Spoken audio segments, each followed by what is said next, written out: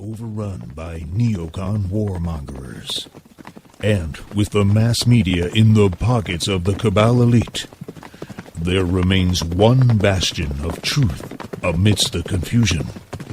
One beacon of light shining through the murky fog of spin and Islamophobic propaganda. That's right, it's the NP Radio Security Council, the final frontier in the fight for freedom and fairness. I give you the Security Council. أبدا لن نحيد أبدا لن نحيد أبدا لن نحيد عن خطى الإيمان دربنا درب قويم دربنا درب قويم بالهدى القرآني أبدا لن نحيد أبدا لن نحيد أبدا لن نحيد عن خطى الإيمان دربنا درب قويم دربنا درب قويم بالهدى القرآني سائر في طريق الحق يا جند الله. Assalamu alaikum wa rahmatullah. You're listening to Middle Path Radio, and this is the Security Council. I'm your brother Ahmed, and with me in the studio, as always, is Mr. Producer, and we have a very heavy lineup for you tonight. Every Tuesday night at 10 p.m. The Security Council always convenes, and we discuss some of the hottest issues facing the world and the community today. Mr. Producer, what's the just a rough idea? Give us a glimpse of what we might be covering tonight. One topic I do want to talk about. It may be slightly late in the news timetable, but I think it's equally important that we do actually address it. It's a bit difficult having a show once a week. I think we need to go every day if you want to cover all the topics. But I think a topic from last week really needs to be addressed today. Well, this was actually a topic for last week, to be honest with you. But the reason why we couldn't cover it last week was because we had a local issue that was exploding in our face. And that was the 6 London Muslim schools being inspected on an emergency basis by Ofsted, and the critical reports were quite damning. So we had to have another guest speaker, one of the governors from the schools. So we couldn't cover this story. And you're talking about the story of, hashtag Ferguson. So those of you who don't know what that stands for, you should do. I mean, really, we covered this a little bit, one of our early first shows here on Security Council when Ferguson was, hitting the headlines at the time. So it's a place in America where a young black man was, young black male was shot dead by the police officer there.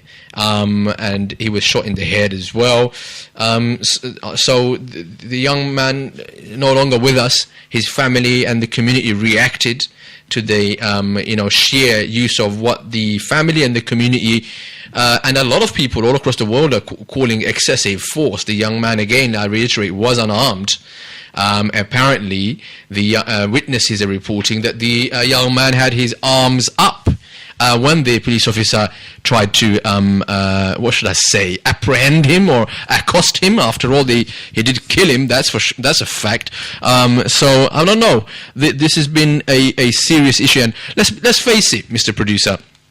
This kind of occurrence, I mean, Ferguson is good that we're focusing on this on Ferguson, but there have been many incidences like this in the past in America where police officers have literally become the executioner on the street and killed mainly young black males and unarmed males. The worst thing is, I mean, they've also been captured live on camera.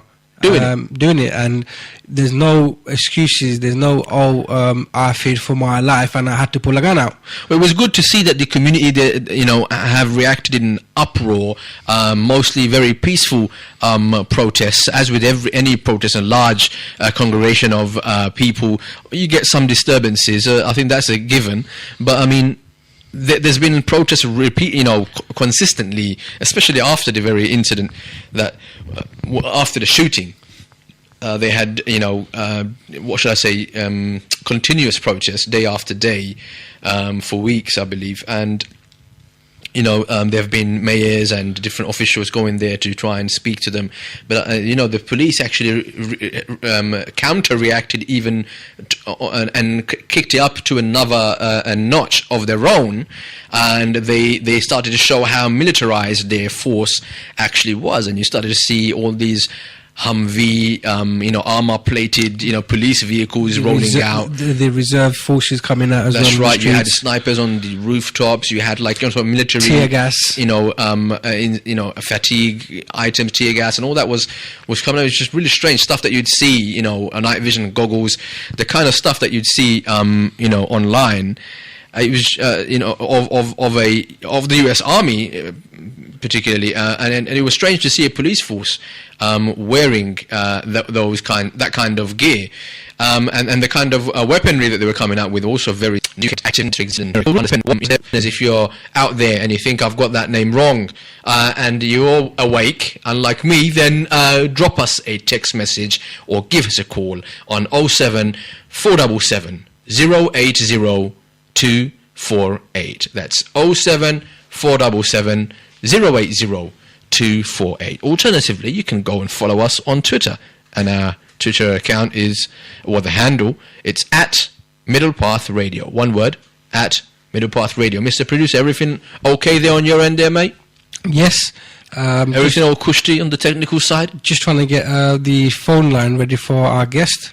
Okie dokie. So yes, I didn't mention that we have a guest tonight who will be speaking to us, a VIP guest, shall we say, and he will be speaking to us at roughly 10:30 p.m. So be sure to be tuned in to listen to Brother Twilight Bey, or just Twilight Bey. That's Bey with B-E-Y, not B-A-Y. You can go check him up on the internet and find out his background. It's really, we're really, what should I say, grateful that we've managed to secure some of his time to speak to us on the air. Just a quick background for you regarding Brother Twilight Bey. He's the lead social intervention specialist and co-founder of the London-based SSI, which is the Social Solutions Institute. Twilight grew up in the economically deprived, gang and drug-affected communities of South Central Los Angeles for 26 years. That's right. He's an American. Well, he grew up there. Let's put it that way. He now has more than 18 years of experience in social literacy development, conflict mediation, gang intervention, and community and civic organizing. So we have the right person today to We've talk got about the right Ferguson. guy. That's right. Inshallah, I hope, definitely. I've heard a lot about Brother Twilight, especially from our former guest, Trevor Hakim.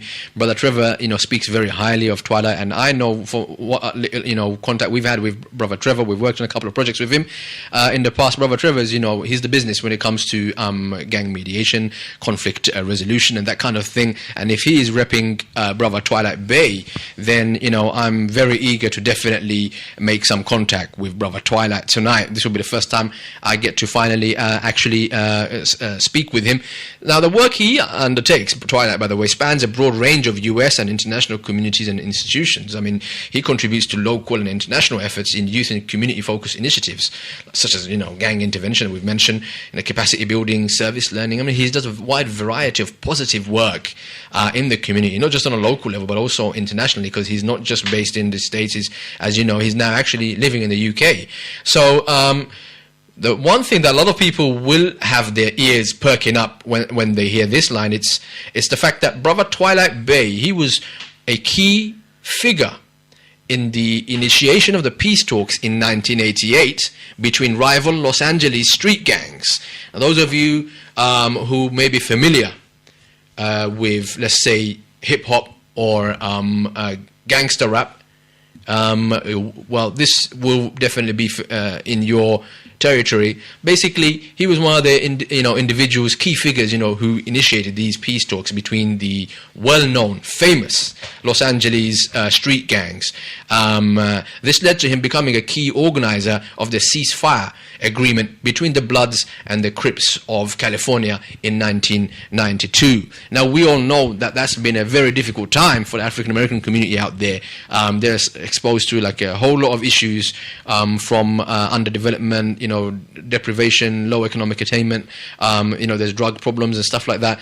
And the gang violence was a serious issue. And Brother Twilight Bey was one of those key individuals who was, what should I say, extremely crucial in the organizing this ceasefire agreement between the Bloods and the Crips.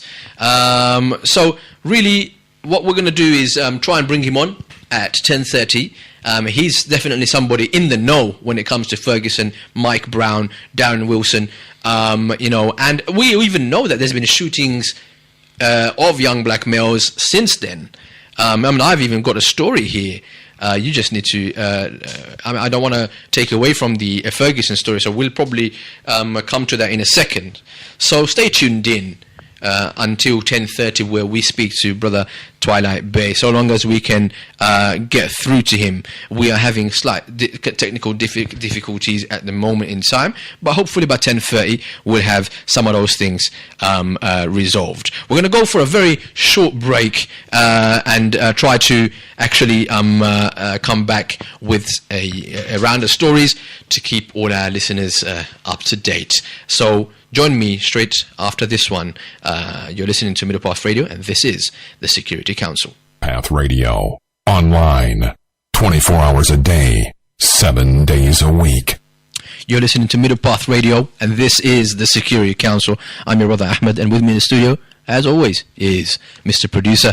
And we've just spoken to our VIP guest, Brother Twilight Bey, and he is actually waiting for our final call to him. We'll go to him in 5 minutes' time, after which we will have a quick discussion with him, hopefully something he'll be able to share from his experience and the fact that he's been following the story of Ferguson out in in America.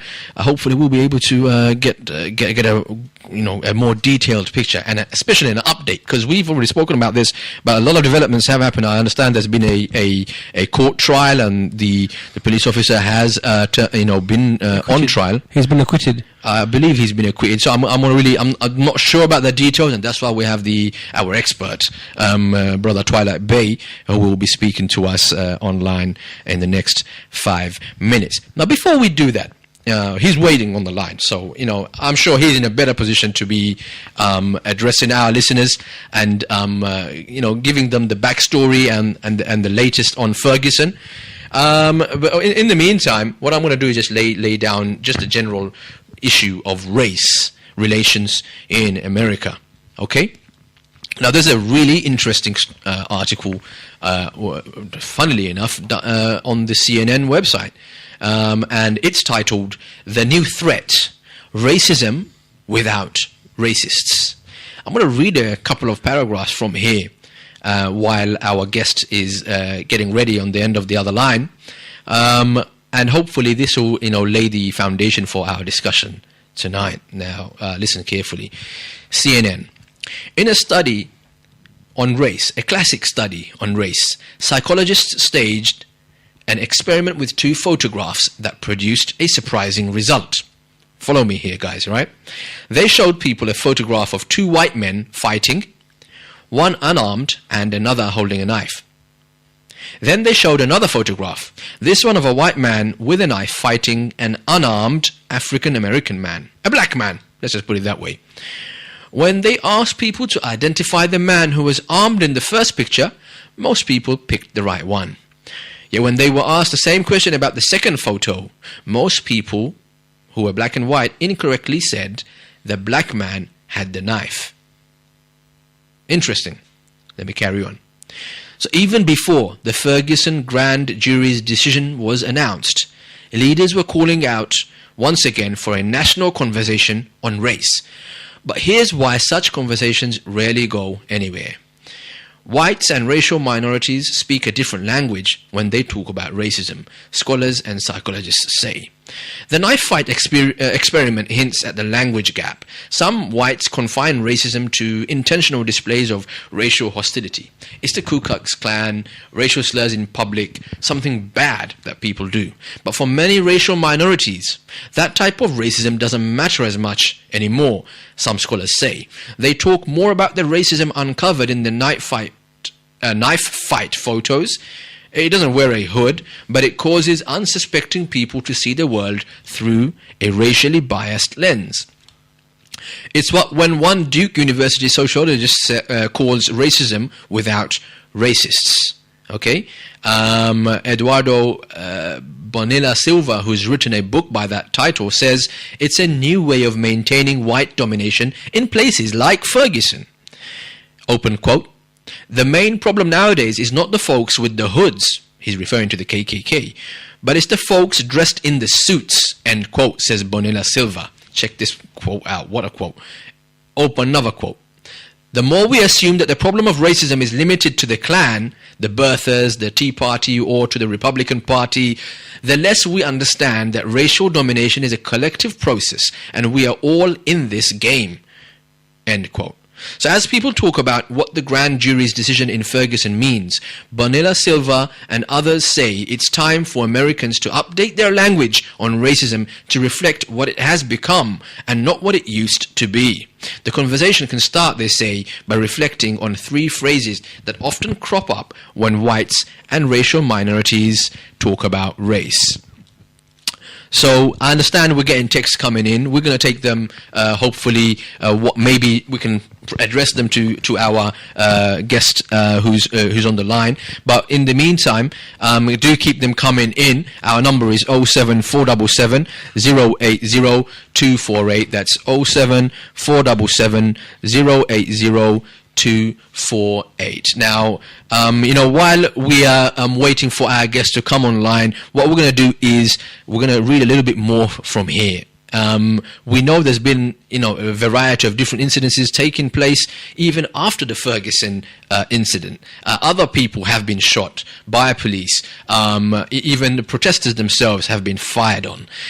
So we've seen like a variety of different things happening. Most recently, only about a couple of days ago, I've come across this story where a pregnant St. Louis woman is now blind in one eye after the county police shot a beanbag round at a vehicle that she was riding in as the car drove away from a gas station near Ferguson, Missouri, early Tuesday. That's, I believe, last week Tuesday. Like I said, this is a story for last week, but unfortunately, because of a local urgent story, we had to give precedence to the local issue, but we said we're not going to let this story slide. This is something that's really important and should matter to everybody.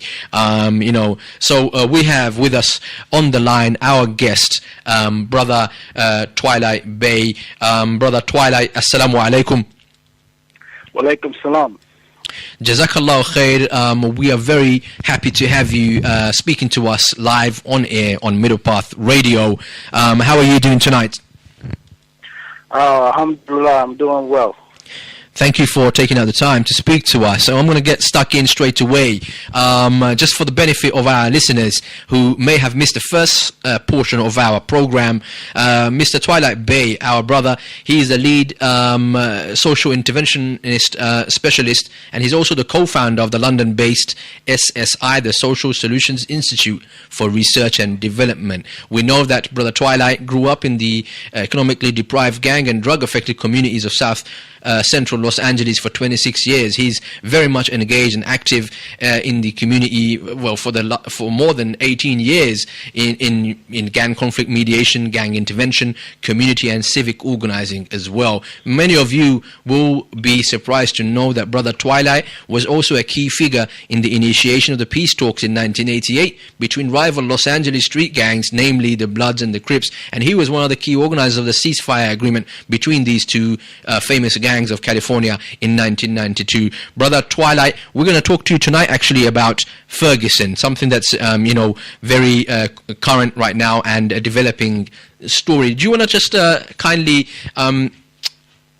inform our listeners who may not be in tune with what's happening in the States with exactly the initial incident, what led to the community, protesting, what was the shooting itself, and an update as to bring us up to speed as to where we are right now in Ferguson. Okay. Ferguson, first of all, is based in Missouri, and this is one of the states that's in the Midwest. So it's New York and New Jersey. It's north of Atlanta, Georgia, Florida, Mississippi, Alabama. It sits in the Midwest, and Ferguson itself is a part of a county, St. Louis County. And basically what that means is Ferguson is basically like a miniature city in a political geographical area of about 5.5 dozen other miniature cities. So it's a very splintered political environment, in terms of local authorities. I guess the best example would be they're like miniature local authorities. I see. And there's about 5.5 dozen of them, and Ferguson is one of them. And where Ferguson is based, I mean, what the makeup of Ferguson? Ferguson as a city, or a municipality, is majority African American. Right. It's mostly black. And the police force is mostly white. And in fact, I think they only have maybe 3 or 4 officers, wow, even though the Ferguson area itself is more than 80% black. So that's definitely not reflected in the police force in Ferguson. So what happened is a young man by the name of Mike Brown, unarmed 18-year-old black youth, was basically just a days away from university. Sure. And basically he was shot down by a Ferguson police officer. And in the process of being shot down, he was shot and killed. It was alleged that he was involved in a robbery, and this only came to light after he had already been shot down. And when it came to light after he had already been shot down, the Ferguson police themselves said that he was not the person that they were looking for. But wow, yet he was the person that ended up being shot down.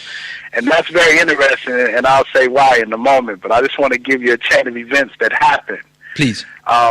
From the point in time Michael was shot down, his body laid out in the community where he grew up, uncovered for the whole neighborhood to see for about approximately 5 hours. That was very disturbing to the community. It was a element of agitation for the community that they would not cover his body up, and they just left his body out there for so long. But after his body had been removed, a couple of days had gone by, the community came together to have a memorial for his death. And similar to what you see in the United Kingdom, when people lose their lives in various circumstances, you'll see people come out with placards, you see people come out with pictures, like flowers. In the Mark Duggan case in Tottenham. Yeah, exactly. Yeah, just like in the Mark Duggan's case. And when the community came together, because where this happened at is on a housing estate. I see. On one of the roads in a housing estate. Now, housing estate is private property. The roads that go through the housing estate are not considered a part of the main road system outside of the housing estate. It's like a little gated community within itself, in a sense. So, because when just before Mike was shot and killed, he was walking in the road, and the police officers drove up on the side of him and asked him and his friend to get out of the road.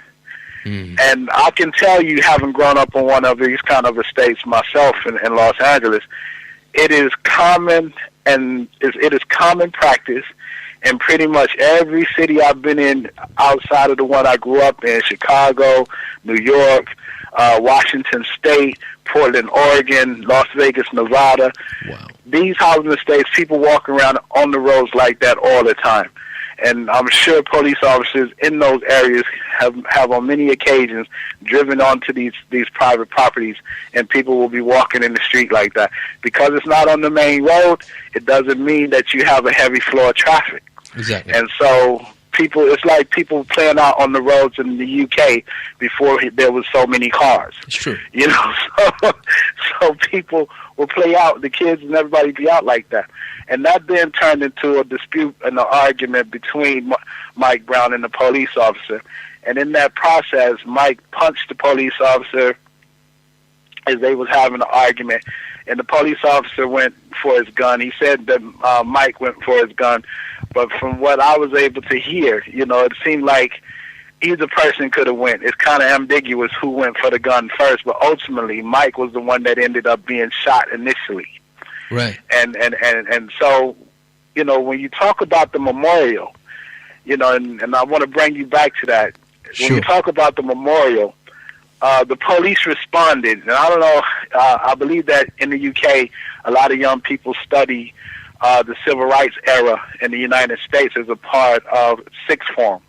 Sure. So if anybody remember the 1960 imagery of police officers in militarized gear with German Shepherd dogs, Yes, that's yes. how the police responded to this community coming out on private property on a housing estate and holding a memorial for the young man who had been slain.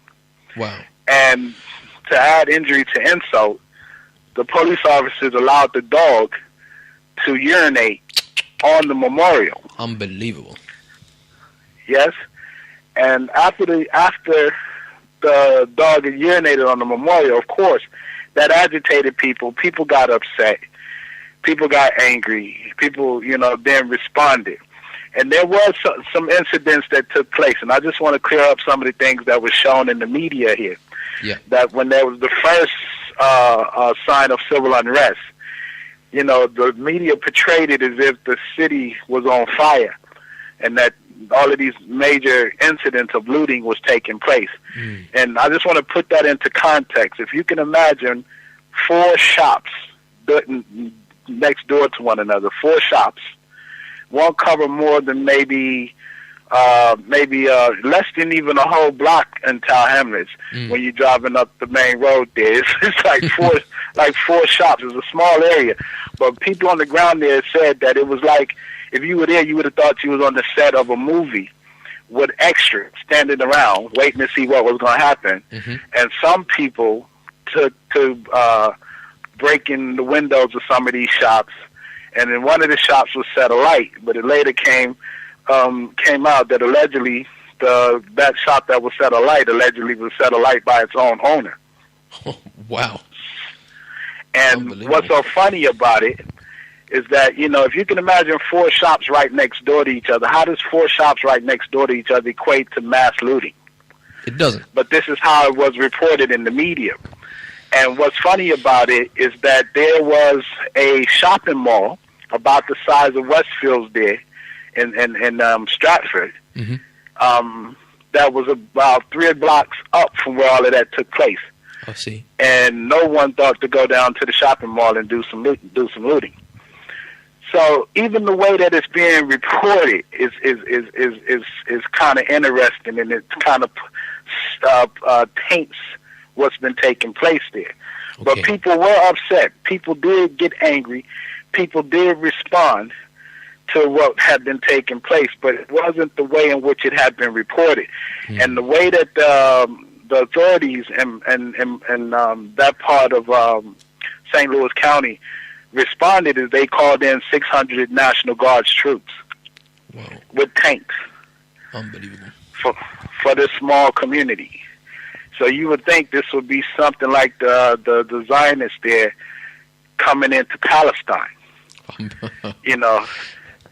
And I've seen some of the photographs out of there, and it, like you said, I mean, you've likened it to, you know, what's happening in Palestine. I mean, a lot of journalists were saying that this, you know, the imagery that they were seeing was very much, it looked like, you know, American troops in Iraq. You know, the kind of armored vehicles that they were rolling onto the streets of America with, it seemed like they were trying to protect themselves from improvised explosive devices and other sorts of kind of explosives.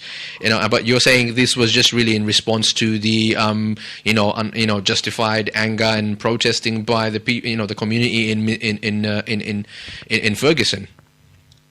Yes, and and the thing about it is that United States soldiers are trained not to agitate locals when they're in war zones or battlefield, and not to agitate the locals. So I don't think you'd ever seen some of those soldiers who understand that kind of training allowing one of their dogs to urinate on a dead body or on a memorial of someone who's died in such an environment. But yet this is justifiable behavior in African American communities in Ferguson. So after that happened and they responded with the tanks and all of that, the community was really upset, and so upset that they motivated their young people who were involved in street organizations to put aside their differences and finally come together.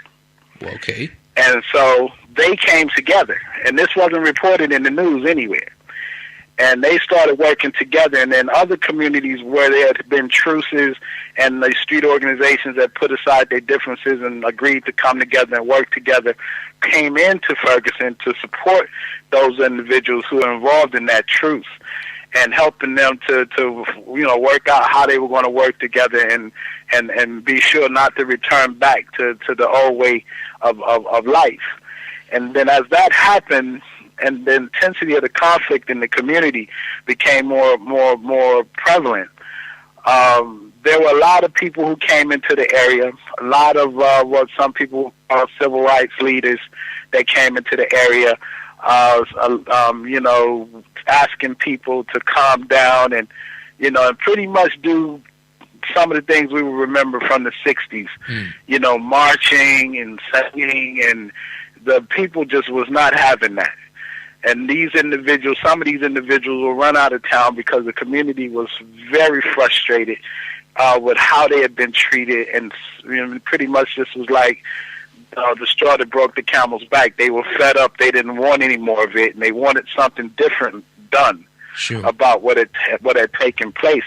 And so as the police were engaging these different groups and harassing the community, this led to gunshots being fired. Sure. Now, and you hear them say, we think we heard a shot. We think we heard a shot in the media.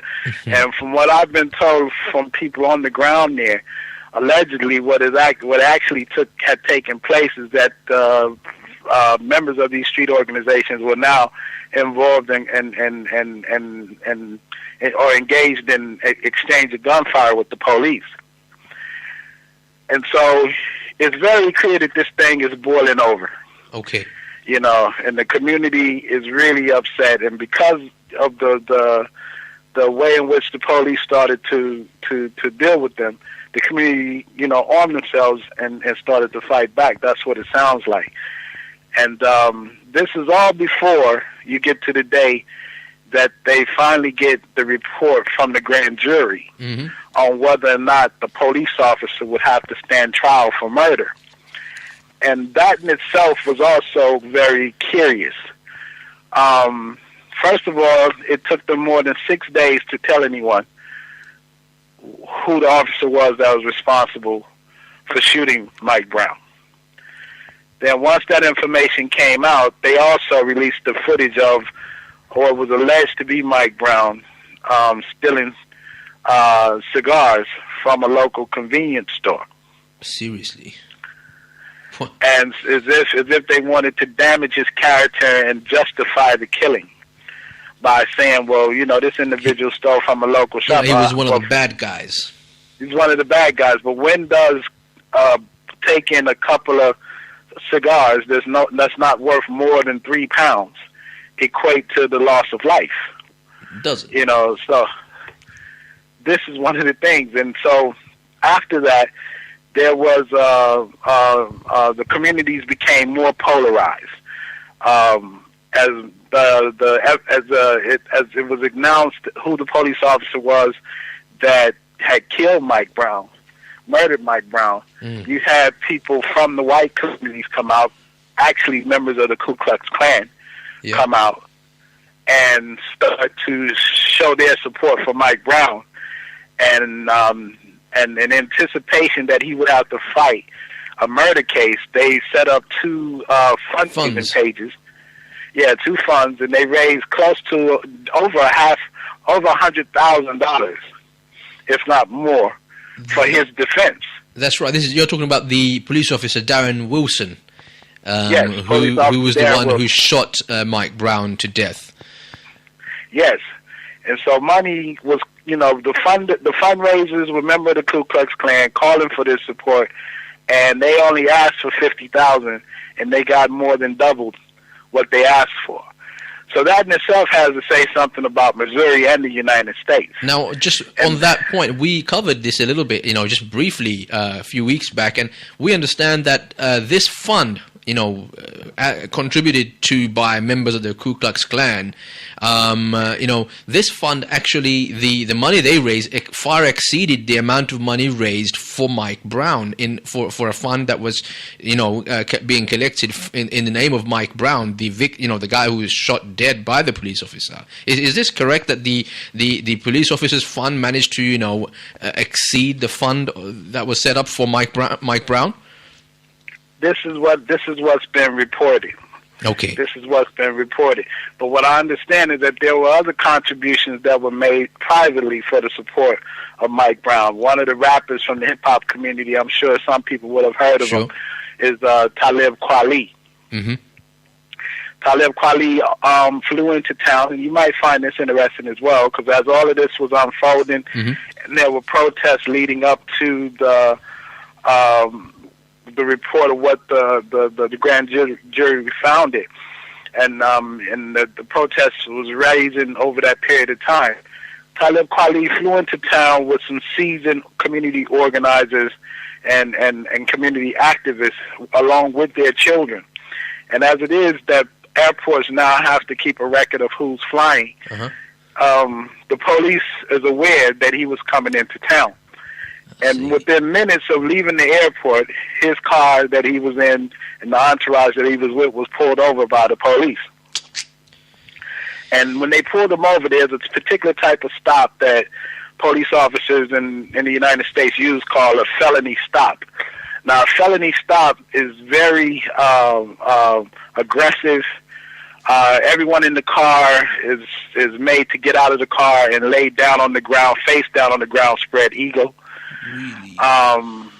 The children was made to lay down like this as well, and some one of the accounts I heard, the child was crying. One of the children of one of the activists, child was actually crying and terrified by this.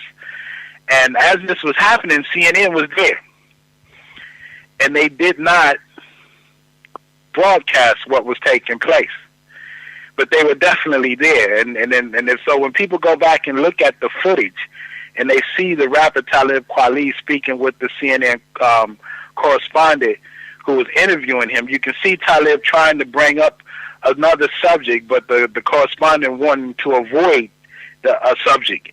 And then so you don't quite know what the backstory is to what's happening with this situation. Why does it look as if the correspondent is being confrontational or defensive as he engaged with a rapper who is well known in the world, in the United States, who's come down to show support for this family? What is that about? And the backstory is that this same correspondent and members of his team witnessed what happened and did not record it and did not put it out for the world to see. And that's what Talib was agitated over, and that's what he was trying to challenge him over.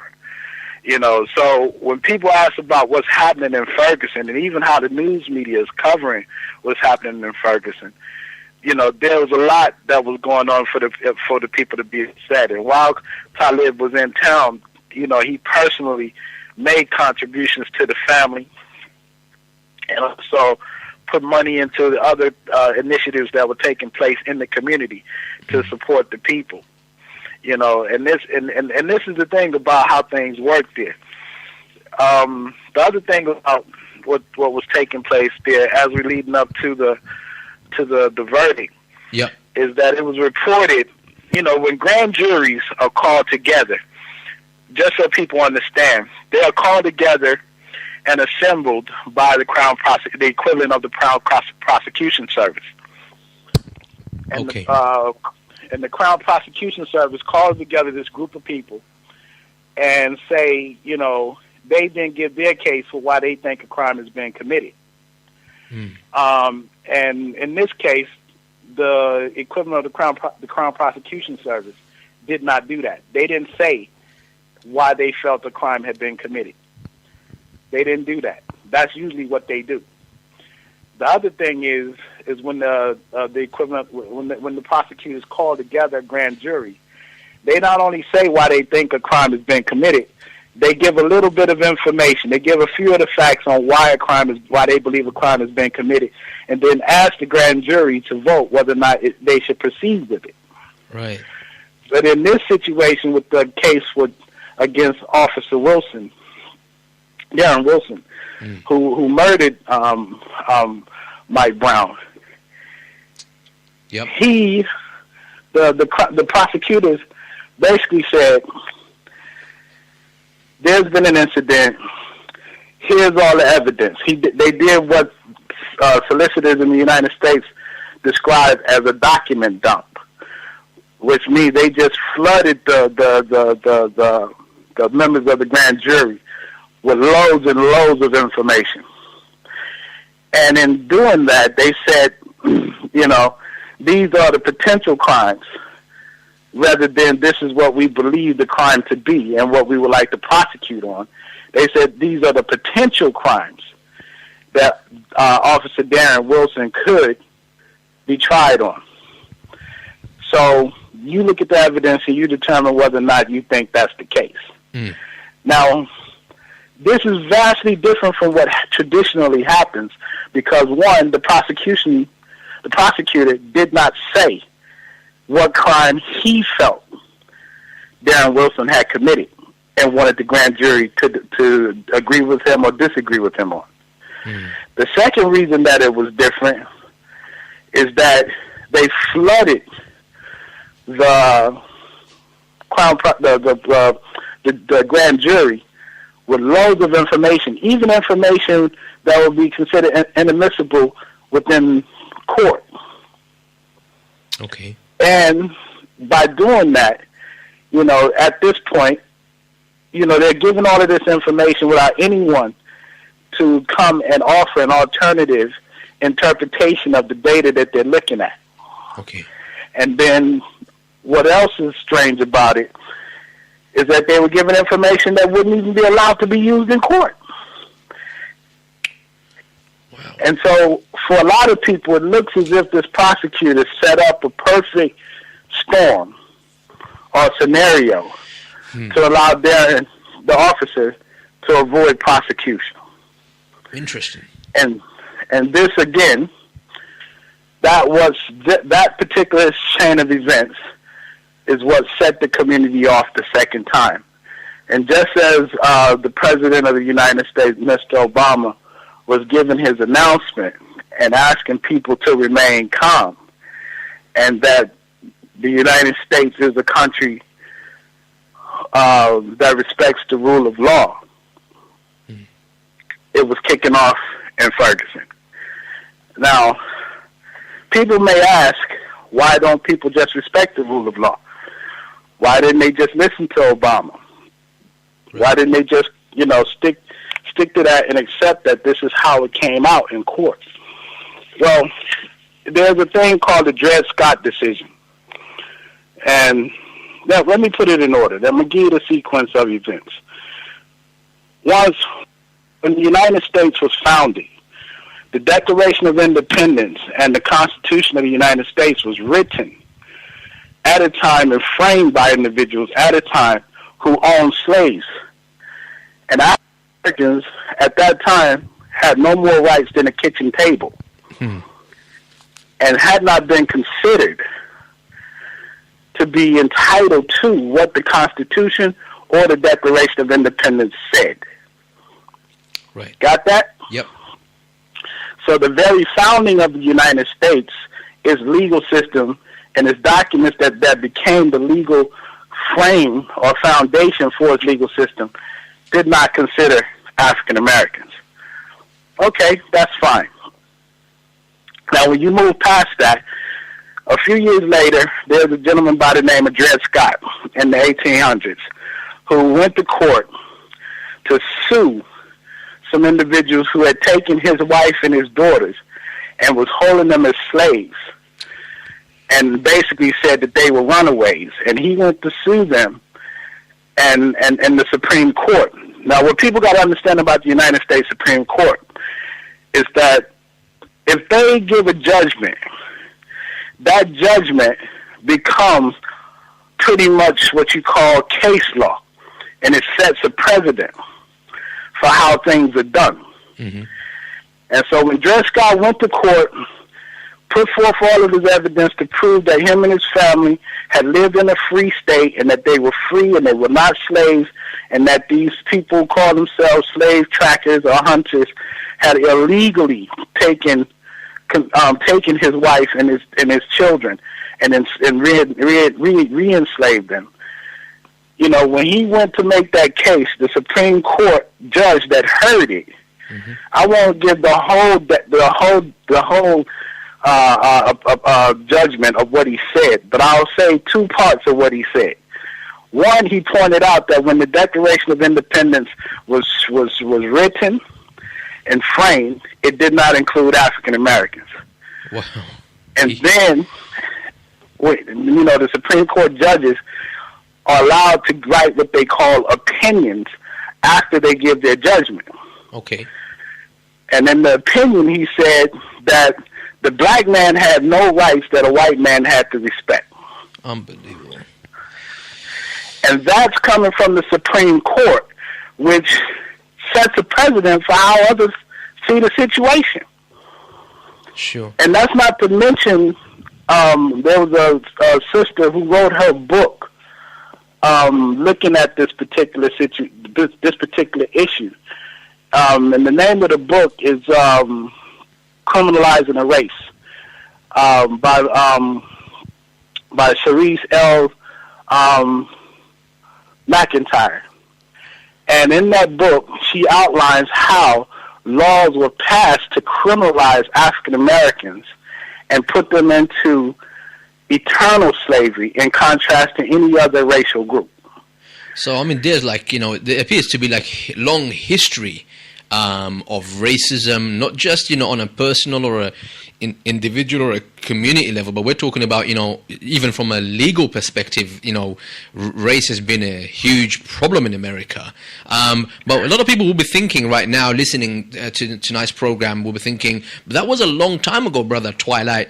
You know, tell us, how did things unfold, you know, in Ferguson, when I mean, this guy, Darren Wilson, the police officer who shot dead Mike Brown, an unarmed man, he's got to have gone to court. You know, the evidence would have been brought against him. What was the outcome of this trial exactly? And, you know, what did the jury have to say? I mean, was this guy, you know, convicted, or what exactly happened? Well, what happened is that there was a judgment, and the judgment was basically that he would not be prosecuted for murder. Okay. So he got off the hook, basically. Yeah, he's been cleared. He's been cleared, and he will not be prosecuted for murder. Now, that's at what you call a regional level. There's still a set of laws that in another case that he has to be concerned with, okay, which are called federal laws, which are the national laws. I see. So at the local level, the grand jury cleared him. Said basically, we've cleared him. Now, remember how they were instructed, and remember, because he's been cleared, no one has been allowed to ask the questions that would actually prove whether or not there was elements of racial psychopathic racial personality dynamics at play when he shot Michael. So we've been robbed of the opportunity of establishing if he has a psychopathic racial personality because it won't go to trial. Sure. Does that make sense? It does. I've just, been informed as well that this guy, this police officer that we're talking about, Darren Wilson, he's apparently resigned from the police force. Is that correct? Yes, he resigned from the police force. It's been reported that he, on his own will, of his free will, he resigned from the police force. It's been reported that he will not receive any. He hasn't received any payoff or any. And that's allegedly what's been reported. But what we have to remember is he is a part of the police union. Okay. What we also have to remember things that the union will do, and what we also have to remember is that the Ku Klux Klan and other white supremacists have put up more than $100,000 that they've given over to his family. So the reason that he says, the reported reason that he said that he's chosen to resign is that it has been pointed out that him remaining as a police officer could make it unsafe for other officers and other members of the communities in Ferguson. I see. Now this may be because of the unreported gun confrontations that have taken place between the police officers and street organizations in the area. That could be the case, but in any case, I think he's walked away with a lot of money and a lot of support from white supremacists, so sympathizers and supporters. That's really the point I want to just kind of focus on before we wrap it up. He's like you said, he's walked away. He's been cleared, at least at that regional level. And you spoke about, the history, and there's a lot of pain there, a lot of suffering, and people on this side of the pond, they just don't know about it. A lot of immigrants moved to this country, and they didn't. I mean, they did, and let's not make no bones about it. They did, but maybe not at the kind of level that you were talking about on a level of legislation and on a legal level. But after all of these years, after all of the entire movement going through the processes that they've been through in America, how much has really changed in America? Are black people still fighting for their equal rights in America? I mean, this is really what we're asking. Has anything changed? Well, when I first came to the United Kingdom, I came here in 1994. And people ask, when they hear me speak, they say, "Oh, you from the United States?" Or they'll say, "You're from America." And then my response would be, "I was born there, but I'm not responsible for their foreign policy. And the place you're talking about is not America. It's called the United States. America is a continent." I see. The U.S. has a problem. It has a birth defect. And this birth defect is the issue of white supremacy that permeates its legal system, that informs its vision and cultural practices, and that behavior and that thought process is ingrained in the very fabric that makes that place. The United States is not a melting pot, it's a mosaic. Anybody that's been there can see that people don't live in a melting pot type mentality. And that's because of the racism, the white supremacy that exists in the United States. And I'll give you an example of how it plays out, because this is another dynamic that adds to the frustration of the people in Ferguson. Now, people say that how is it that the African-American population could be the dominant population of Ferguson, but all of the politicians, more than 90% of the politicians in the police force are white? How could such a thing happen? Good question. And then someone did the research and found out that only 3% of the African-American community votes. Now, for people from the outside, they'll probably say, well, you got the right to vote. Isn't it irresponsible not to use the right to vote? Why don't you just vote out the people that treat you bad and vote in the people that will look after you? You got the numbers. Just do it. That's a common question. That's a common question. I'm going to give the answer right now. It's similar to how just as you get to the end of the financial year, some local authorities haven't spent the money that they've been given to spend, and they don't want to report back to Central that they gotta underspend. So typically they start digging up the roads. Yep. Whatever they can do to spend the money, that's right. That's what they do. And when local authorities need to make money and raise revenue, they come up with ways to raise revenue. It may be to put an increase on the sales tax. It may be to introduce a new way of policing people in order to get new fines in. And just to give you an example, between 1997 and 2006, the Labor government passed over 3,032 pieces of legislation that created 3,032 new offenses that did not exist before they came to power. Wow. So it's not far-fetched to think that people in local government will raise money through policy. So here you go, Ferguson in St. Louis County has approximately 60 local authorities. That's the best way I can explain them. Okay. Each one has its own police force. Each one has its own courts. Each one has its own council for setting up rules, procedures, policies for how they do things in their particular area. Sure. Now, the black people who live in Ferguson, most of them work in St. Louis. Now, St. Louis is like the equivalent of a major city. Right. Yeah, so it has a more refined, bigger, robust police force. And because it's the city, just like the city of London, that's where the money's made. That's right.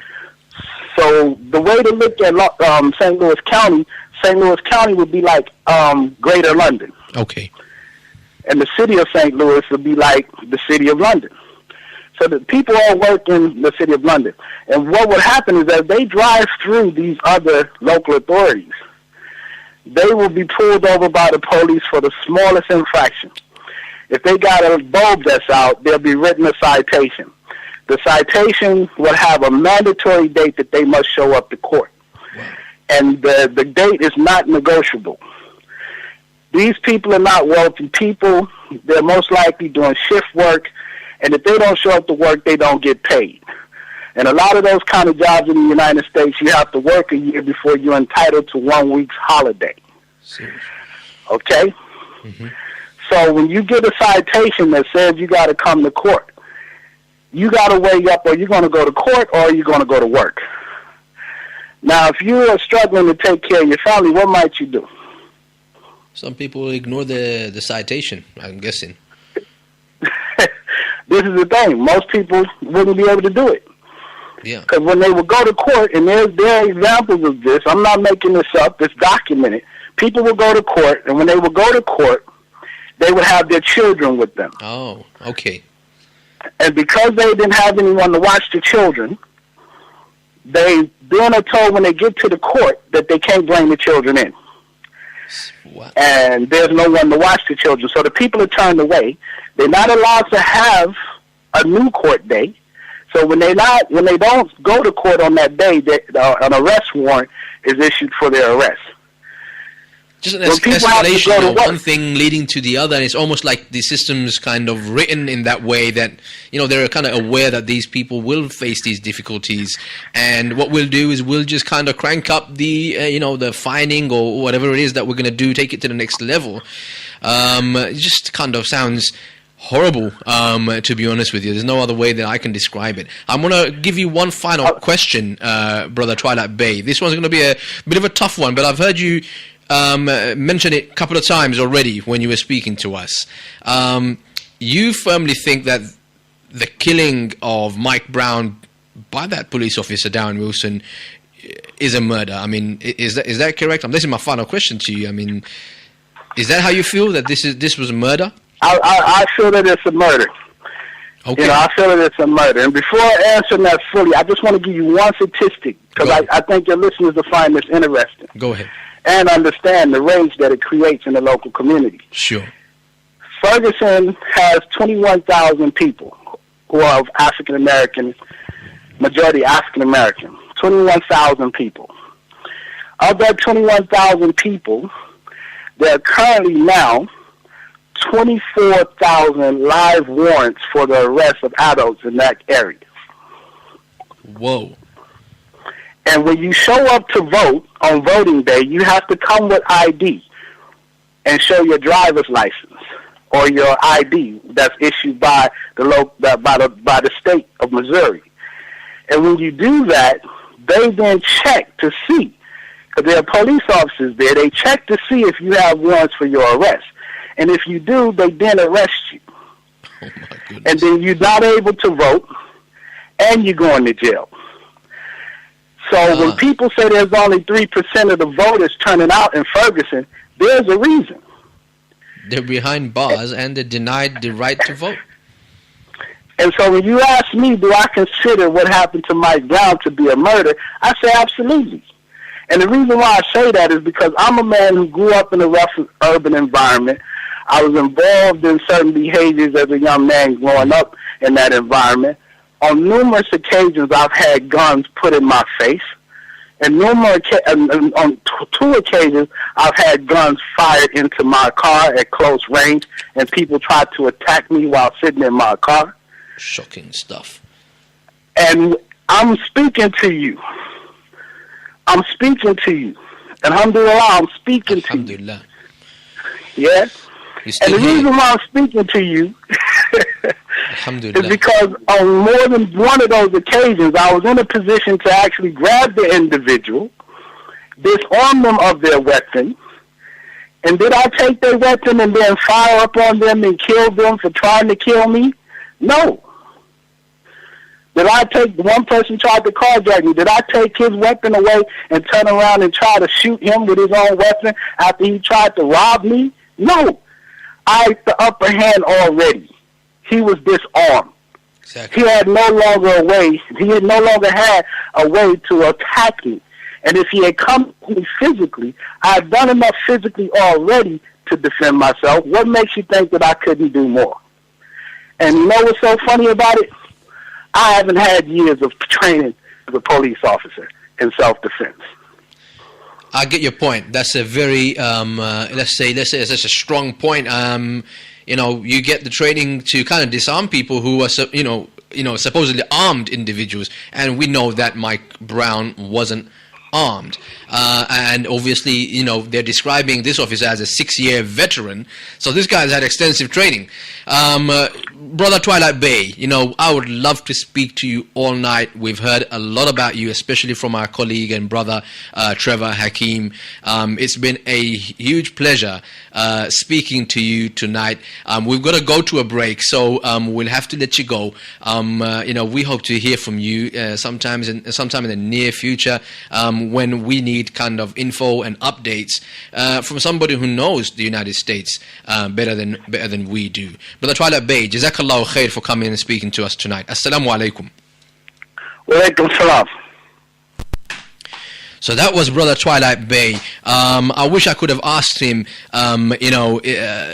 where we can reach him. If any of our listeners wanted to contact him, where they could find him. I don't know if Brother Twilight Bey is still on the line at all. That he could share us. Yeah, you still there, Brother Twilight? Me. So where can our listeners get in touch with you or find out more about you and what kind of work that you're doing right now? I know you're based in the UK. Okay, well, they can look me up at a website, socialsi.com. That's for the organization where I do most of my work from nowadays. And they can also follow me at Reason, the number 4, and the word action on Twitter. Reason for action. Yes, at Reason, the number 4, and then the word action on Twitter. And they can also find me that way on Instagram. So that's the way that people can keep up with what I'm doing on a grassroots community organizing perspective. And from the work that I do in terms of education and community development work, they can look me up at socialsi.com. Jazakallah khair. Thank you very much. Speak to you soon. Assalamu alaikum. All right. Wa alaikum salam. Brothers and sisters, we have to now go to a quick break. We've been speaking to Brother Twilight Bey. You've heard his thoughts and feelings on the Ferguson issue as it unfolded, especially over the last week. We're going to speak to you soon with our own thoughts straight after this quick break. Middle Path Radio, your number one online Islamic talk station. لا إله إلا الله وحده لا شريك له له الملك وله الحمد يحيي ويميت لا إله إلا الله وحده لا شريك له له الملك وله الحمد يحيي ويميت بيده الخير وهو على كل شيء قدير لا إله إلا الله وحده لا شريك له له الملك وله الحمد يحيي ويميت بيده الخير وهو على كل شيء قدير. There is no God but Allah. He is one, He has no partner. To Him dominion, to Him the praise. He brings life, death and life again. In His blessed hand is all goodness, and He has power over everything. La ilaha illallah wahdahu la sharika lah lahul mulku wa lahul hamdu yuhyi wa yumitu biyadihi al-khayr wa huwa ala kulli shay'in qadir. Subhanallah hamdan lillah la ilaha illallah Allahu akbar wa lillahi alhamd. La ilaha illallah wahdahu la sharika lah lahul mulku wa lahul hamdu yuhyi wa yumitu biyadihi al-khayr wa huwa ala kulli. Middle Path Radio, your number one online Islamic talk station. You're listening to Middle Path Radio, just as you heard on jingle there. And this is the Security Council. I'm your brother Ahmed, and with me in the studio is Mr. Producer. Mr. Producer, we just had Brother Twilight Bey speaking to us. What an interview, mashallah. Yeah, I mean, I loved every single second of that. Yeah, I mean, sometimes, we do have time constraints. We know this show is only like an hour and a half long. I know, and I know you've been considering bringing it down to just 1 hour. But I could have listened to him all night, to be honest with you. So educational. I mean, a lot of people that have their own perception of what's going on in Ferguson, but I think what he did, he gave us like a whole, like a roundup and a out the box kind of idea and a look into what's actually going on, because he knows that place. I mean, he's from in there. The news, he said he was born there. I didn't know he was born there. But in the media, not in Missouri, Ferguson, but in the States. Yeah, I mean, in the news, he's showing they've got like 10-20 cameramen focusing on just one shop being so-called looted, and he actually said there was only a couple of shops there, 3-4 shops that was happening. I was shocked because here I am looking at CNN, right? And the story I was reading a second ago, and this is one of the articles: 9 moments that captured the tension. Buildings burnt, shops looted, and cars destroyed. This is the kind of reporting where he was talking about. This is like Steven Spielberg type of reporting. This is like Hollywood, it's like Armageddon. And he was saying, no, it was just 4 shops. was 4 shops right next to each other, and one of those 4 shops was set alight by its own owner. I don't want to know or go into, because it's irrelevant where, why he'd do that. There are a number of reasons why anybody would do that. Okay, you just have to think a little bit why you might want to do that. Okay, but just shows the scale of it was being completely blown out of proportion and context here.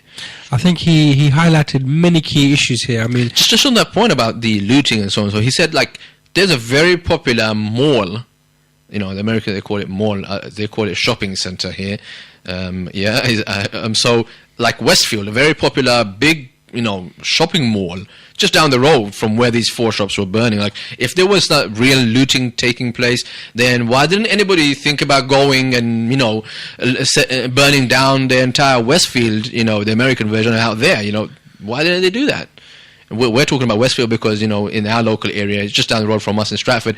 We've got Westfield. Okay, there are many other shopping centres up and down the country by other different names. I don't know, Lakeside, Blue Water, whatever you want to call them, right? So he's just making that point. There was no widespread looting and. But you know what? rioting. I think it has opened a can of worms. With the KKK coming on the scene as well and raising money and everything, they were showing their solidarity. Oh for their yes, white police officer, this was. how stupid is that? Doesn't the police officer say, mate, you guys, I don't need you guys' support. If you weren't a racist, you would say, I shot that kid. Okay, I thought he was armed. But the last people I don't need support from you guys in your white hoods from the KKK, from the Ku Klux Klan.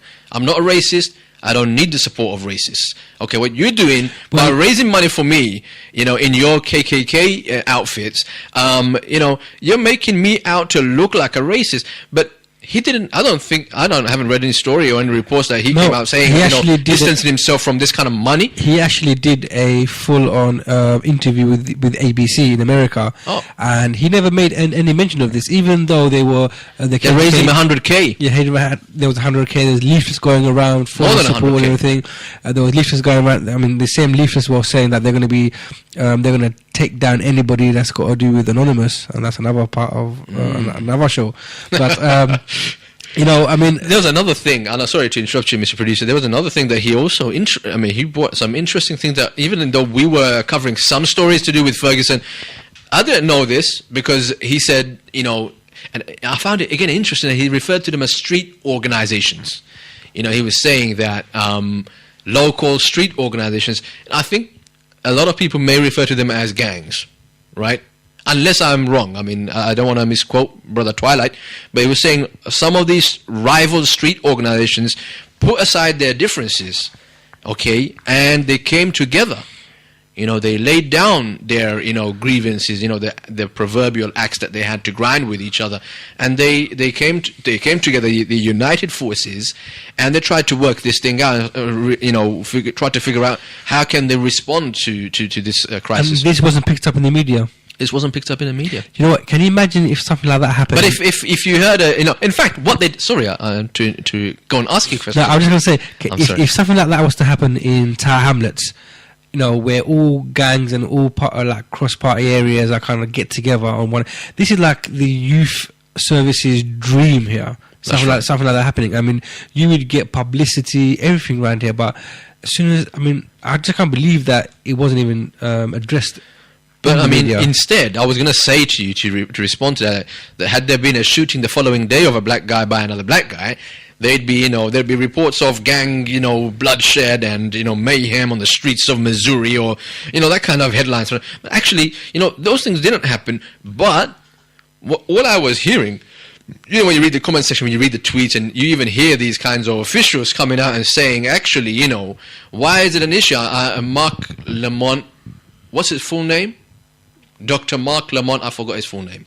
Awesome commentator, analyst. He's got a PhD, right? And he's a commentator for, I think it's on Sky or he's on CNN. And they brought him on, and the people say, black people are being killed by black people. That's what some people were saying, and unfortunately, they were trying to take away from the whole issue of the fact that here's a police officer shooting dead a black unarmed black man. Gang crime does take place. Robberies, armed robberies do take place.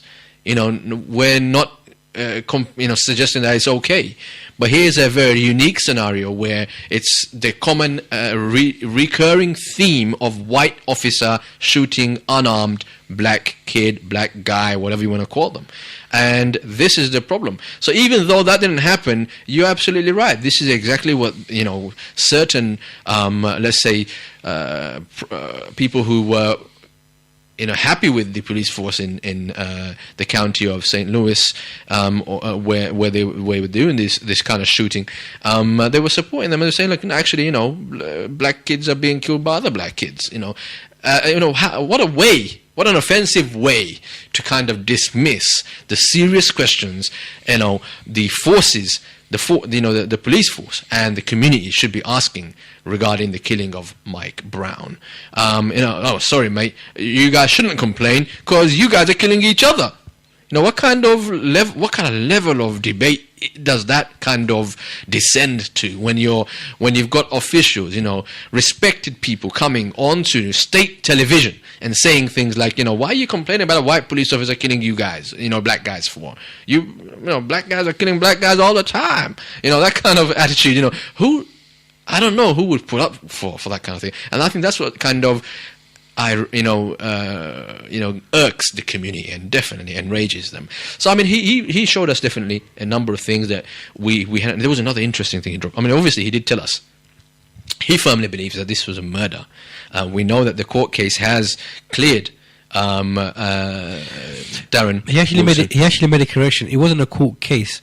It was a regional. Yeah, now basically what it is, do you know how like here where before a case goes to trial, CPS have a look at it and see whether it's worthwhile, worth it for it to go to court. That's what happened.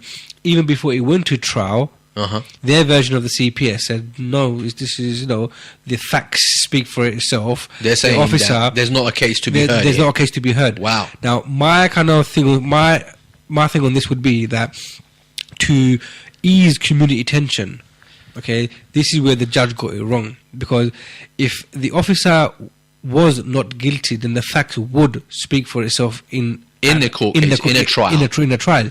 So to ease community tension, ease community friction, what's going on with the authorities, put it through the legal process. There should have been some kind of default policy where in this critical emergency situation that something like this would happen.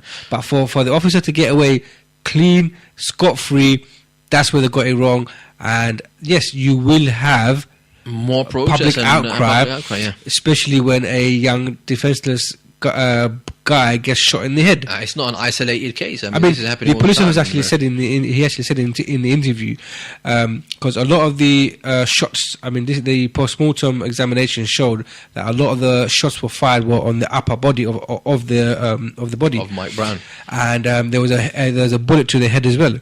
So the way he described it was that Mike Brown put his hand in his pocket to pull out something, so he didn't know whether it was a gun or a knife or a weapon, and because apparently Mike Brown allegedly punched him in the face a couple of times, he didn't know what to expect from this guy.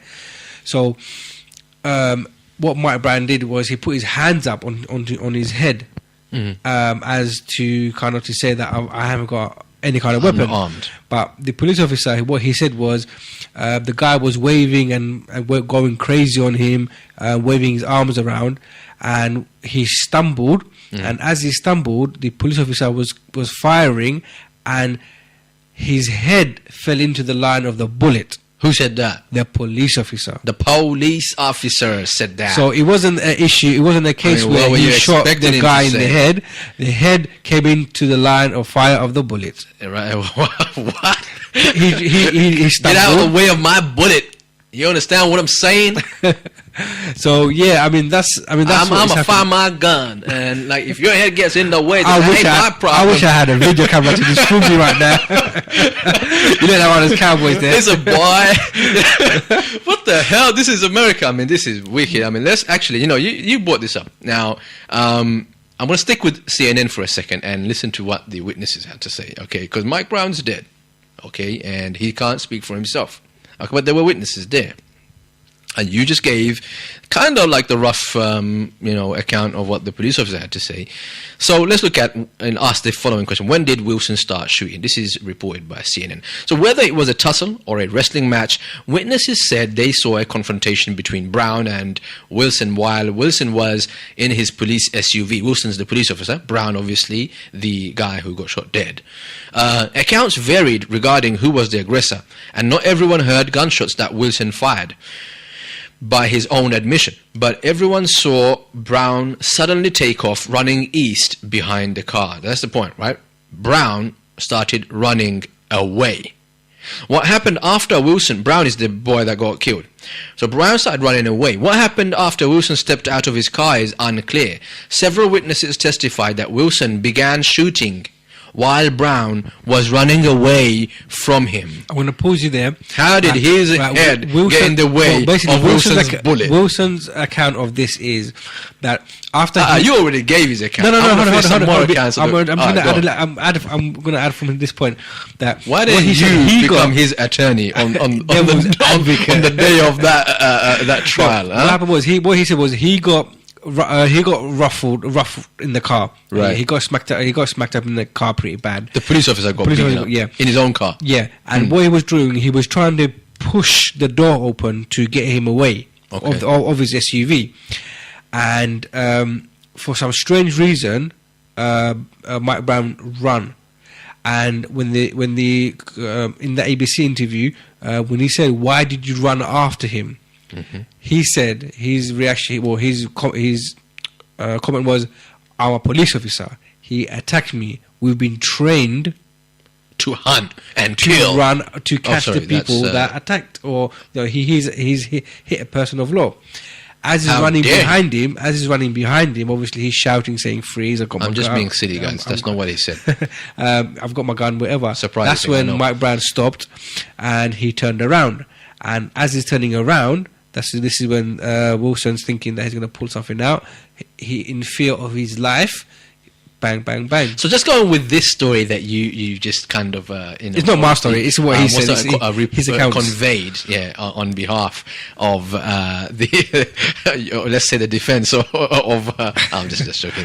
On what has been reported by by Wilson himself. Just if you were to assume that it was entirely true what the police officer has been saying, you ask the following question. Number one, why would this? They're describing this guy as some sort of big black guy. It's like the boogeyman. The character. This is the classic racist kind of commentary. But this big guy. Why would he get into your police vehicle? If this guy is such a troublemaker, how did you manage to get him inside your car? He wasn't in the car. What happened was the officer was in the driving seat on the passenger seat. I'm not really quite clear which side it was, but Mike Brown was on the outside of the door. Okay, he wasn't in the car. He wasn't in the car. They were in the car. Okay, I must have been mistaken. Okay, I could be wrong. What I understood was that the officer I could be wrong. Officer tried to kick the door open to try and disarm him. Okay, this is what he was saying. I think okay. In any case, the guy is running away.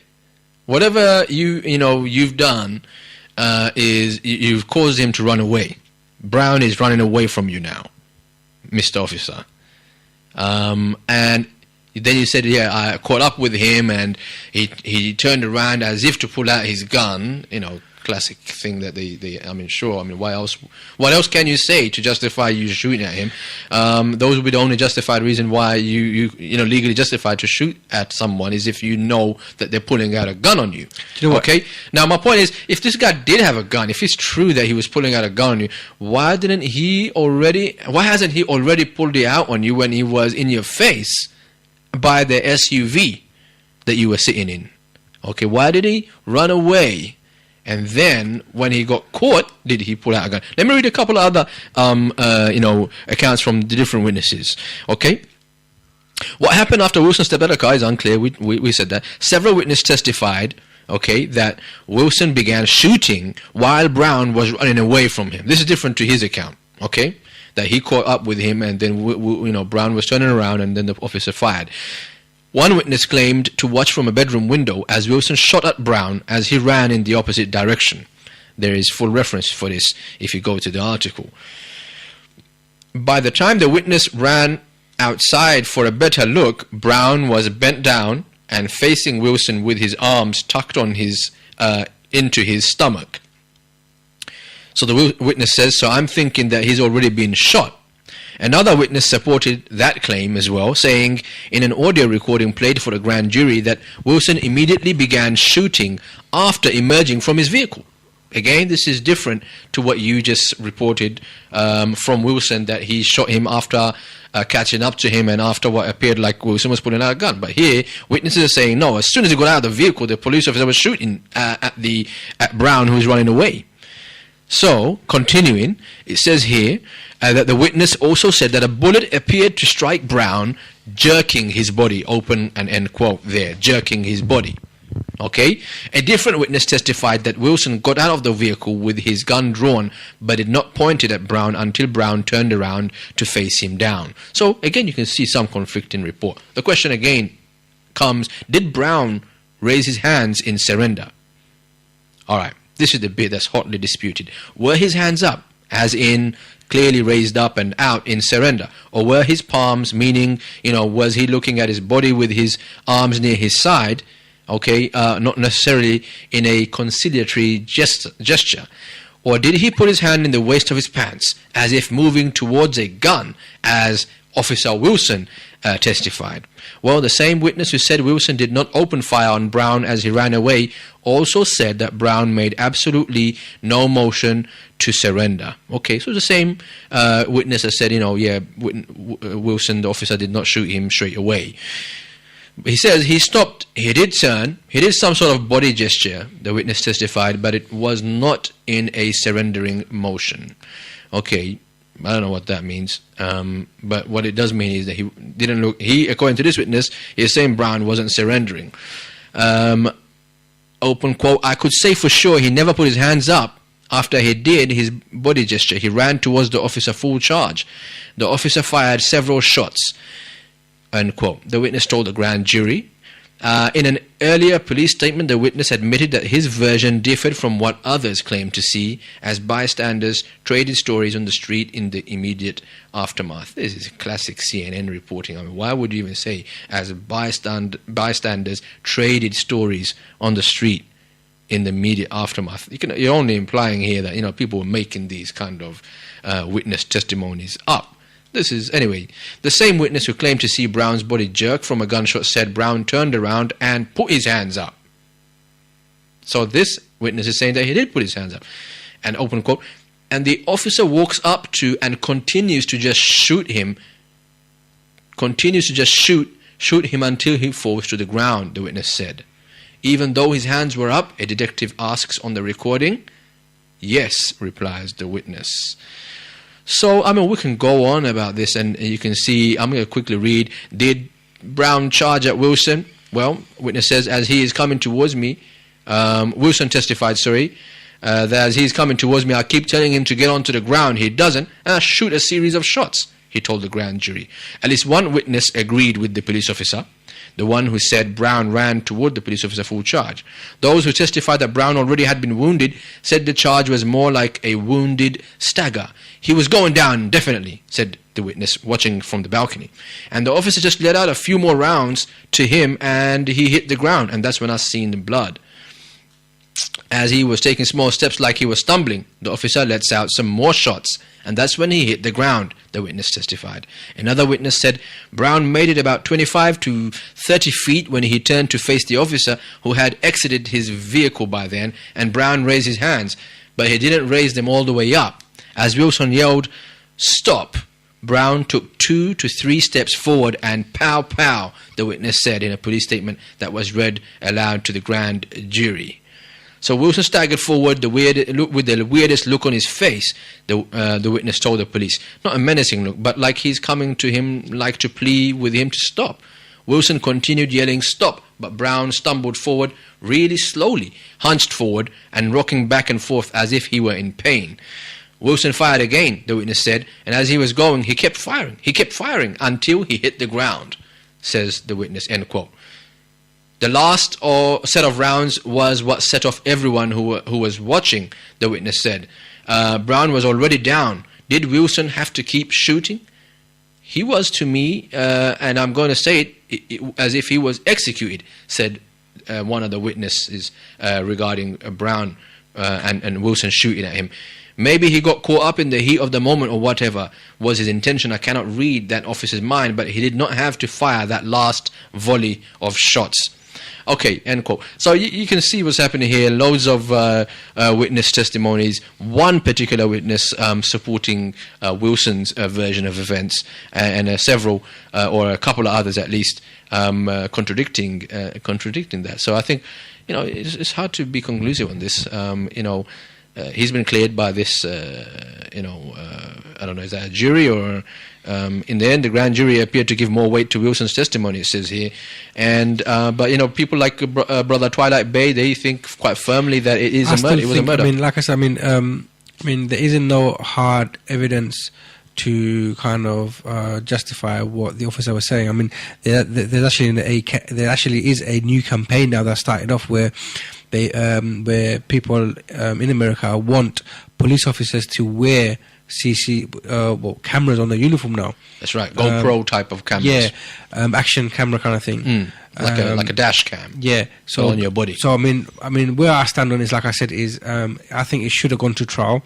It would have given a lot of people a lot of not reassurance, a lot of peace in a sense where at least justice is kind of on track in a sense where it's doing what it's meant to be doing. That didn't happen. I heard from. I hear what you're saying, Mr. Producer, but you heard what Brother Twilight had to say. I mean, he referred to this whole legal system from day one. He said, look, from the very founding of America, what these guys celebrate. I don't know, is it July the 4th? The Independence Day. Black people were discriminated against by law. Okay, the legal system was crooked. Okay, and people were getting away with stuff through the legal system. What you're describing is that put it through the legal due process. People tried this kind of thing years ago, and you're going to say obviously things have changed since then. Black people have got rights. Don't get me wrong. Don't get me wrong. I know there is always. Especially when it comes to relations in America, there's always going to be that underlying factor of, like you said, about the whole Constitution and all that kind of stuff. But I still think, even still, everybody knows what the outcome is going to be. Yeah, without a doubt, the officer would have been. He would. Without a doubt, I know that for a fact. Yeah. I mean, you might be thinking, if you're going to have the opinion that that he's going to get acquitted, why do you still want to go through the trial? I think sometimes you need to kind of. It's an old cliche, but you need time to heal. Okay, and with time comes heal, and with healing comes closure. I get what you're saying, but I think you said it as well, and people in America, and you heard what Brother Twilight Bey said, who's now based in London. He said, we've been through this whole legal thing. Our people go through the legal process, and nothing comes out of it. You don't get the result that is deserved. What is correct, what is justice. They don't get justice. I understand exactly what you're saying, and I think this issue has to be without a doubt. We're not suggesting that it shouldn't go. It has to be but addressed. He's just saying, look, people don't got no faith in this so-called legal process. I feel sad that these issues have to come about at the expense and at the death of an innocent person, a human being. Sure. It's not about whether he's black or whether he's a human being at the end of the day. I mean, the same way innocent people are being shot in Palestine. Okay. This is an innocent person because it's just one officer's word against an individual. So, yeah. Just about that one point, I know we need to move on really rapidly now because time is really of the essence tonight. It looks like it's going to have to be a 2-hour-long show, I'm afraid. I do apologize. Well, I'm loving it in any case. Talking about that point about the legal system out in America, how is it any different to the one in the UK? Of course, that we're talking about the legal system, but here, I mean, in the UK, after the killing of Stephen Lawrence, I understand that the report by William Macpherson, the Macpherson report, looking into the death of Stephen Lawrence, he described, or the report at least described, the police force as institutionally racist. So I just don't know. I mean, is that any different? I mean, when for example, we and Brother Twilight did mention his name, Mark Duggan, on our show, when his case went to court, it went through, and he was found to have been lawfully killed in a UK court. This is not long ago, right? So there were protests here in the UK. We know about that. I think after the way Brother Twilight described the protests or the looting or whatever that the reporters have been trying to present the Ferguson protests out to be, and considering what was happening here in London, you would probably say what happened in London was probably far worse. But I'm just worried that this is exactly what's going to happen with the Mike Brown case in America. If it does go to federal law, I think that Brother Twilight was talking about, the same thing's going to happen. People they won't get justice. Just like Mark Duggan got shot dead, he was unarmed. He didn't have a gun on him. The police were changing their story after giving testimony under oath.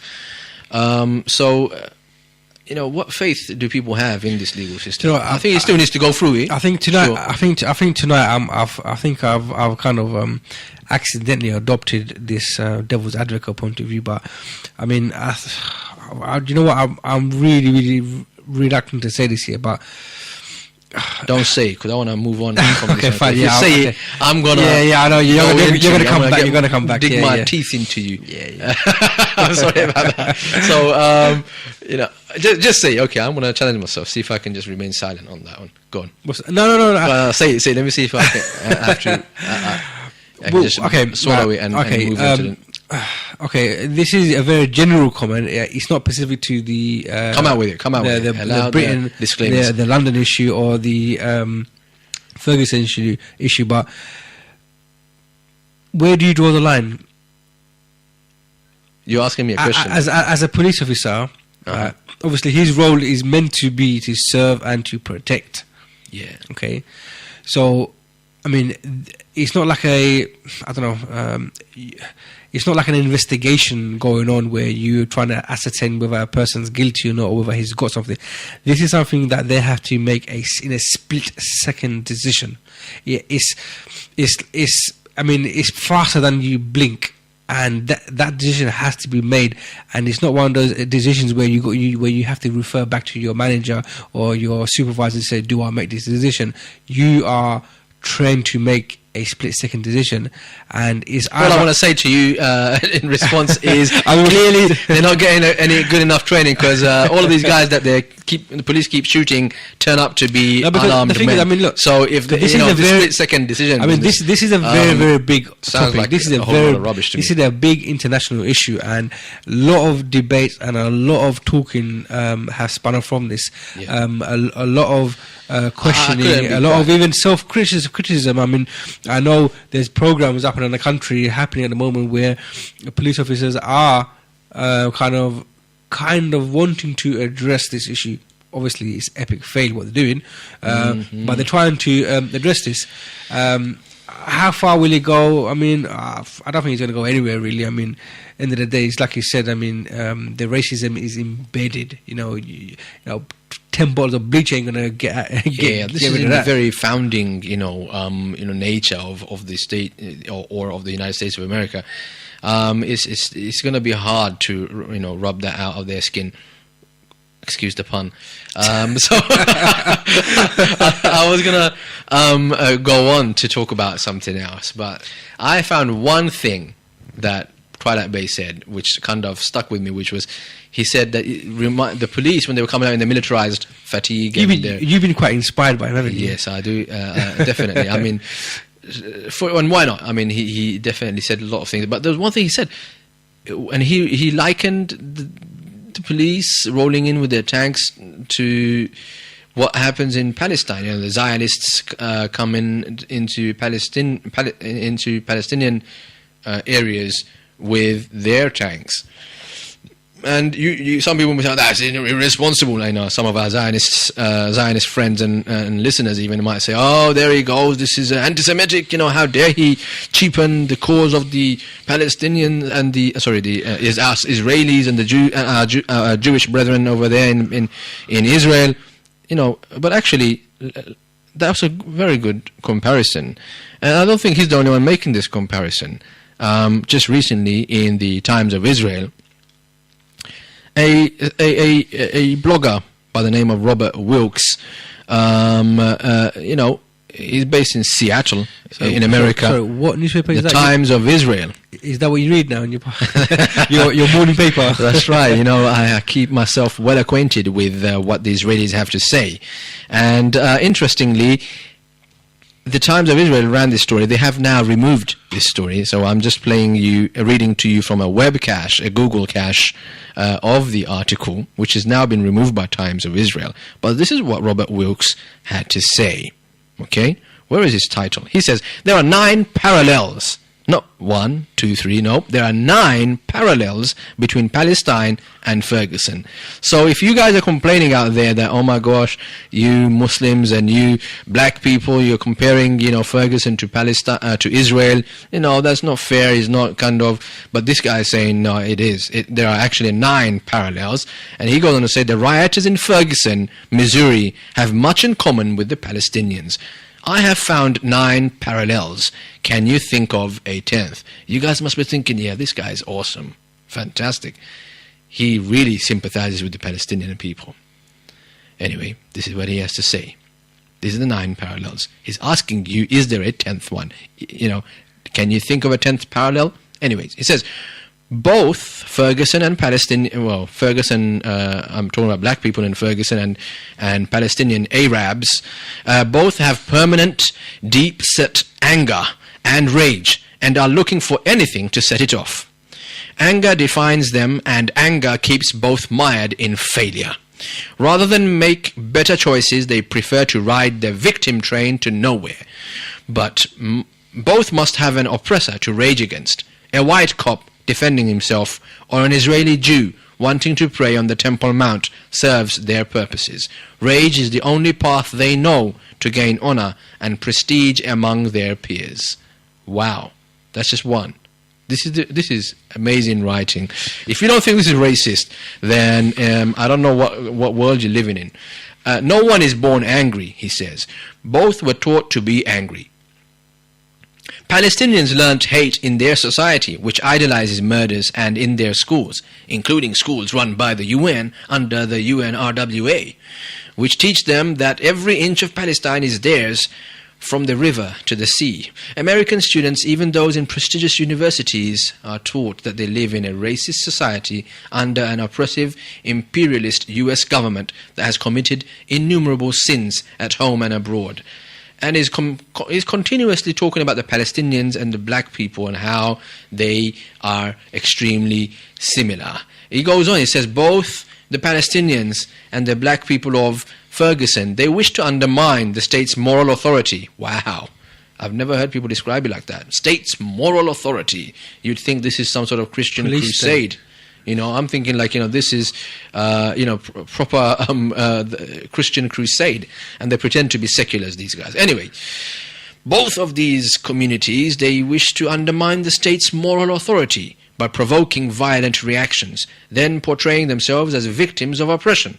Destroy the state's moral authority, then destroy the state itself. Wow. This guy is dramatic.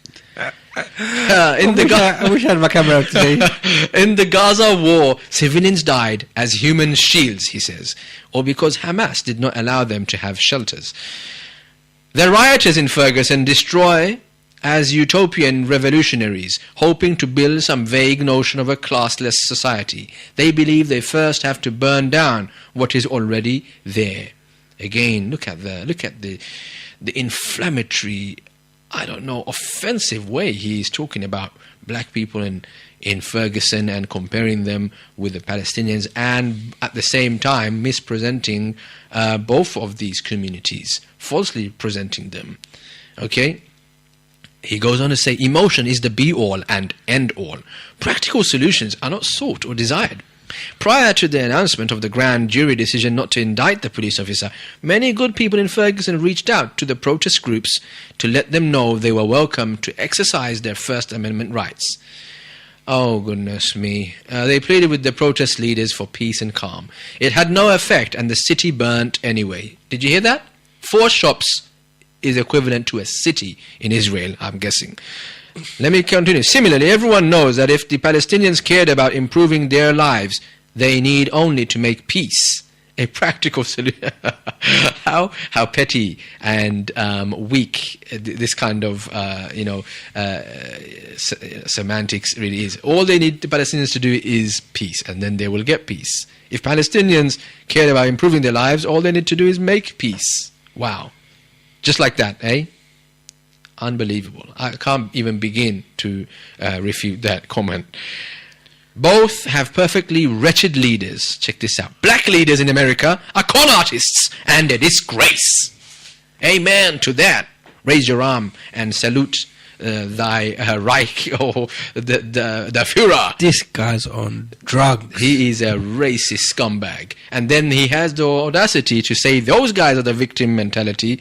Those black people. And then he has the audacity to say, oh, those Palestinians, they are being anti-Semitic. They're being racist. Yet here he is saying, both have perfectly wretched leaders. Black leaders in Africa are con artists and a disgrace. Similarly, the corrupt, undemocratic Palestinian leadership is equally unconcerned about the human aspirations of their own people. They are a race hustlers in a business fueled by anger. As long as blacks remain angry, their leaders will continue to have a lucrative career. I am surprised that they even published this in the first place. Unbelievable stuff. You know, seriously, I can't go on because this guy is going to anger me so much. I might have to, I don't know. Don't break that screen. Yeah, I was going to break, exactly.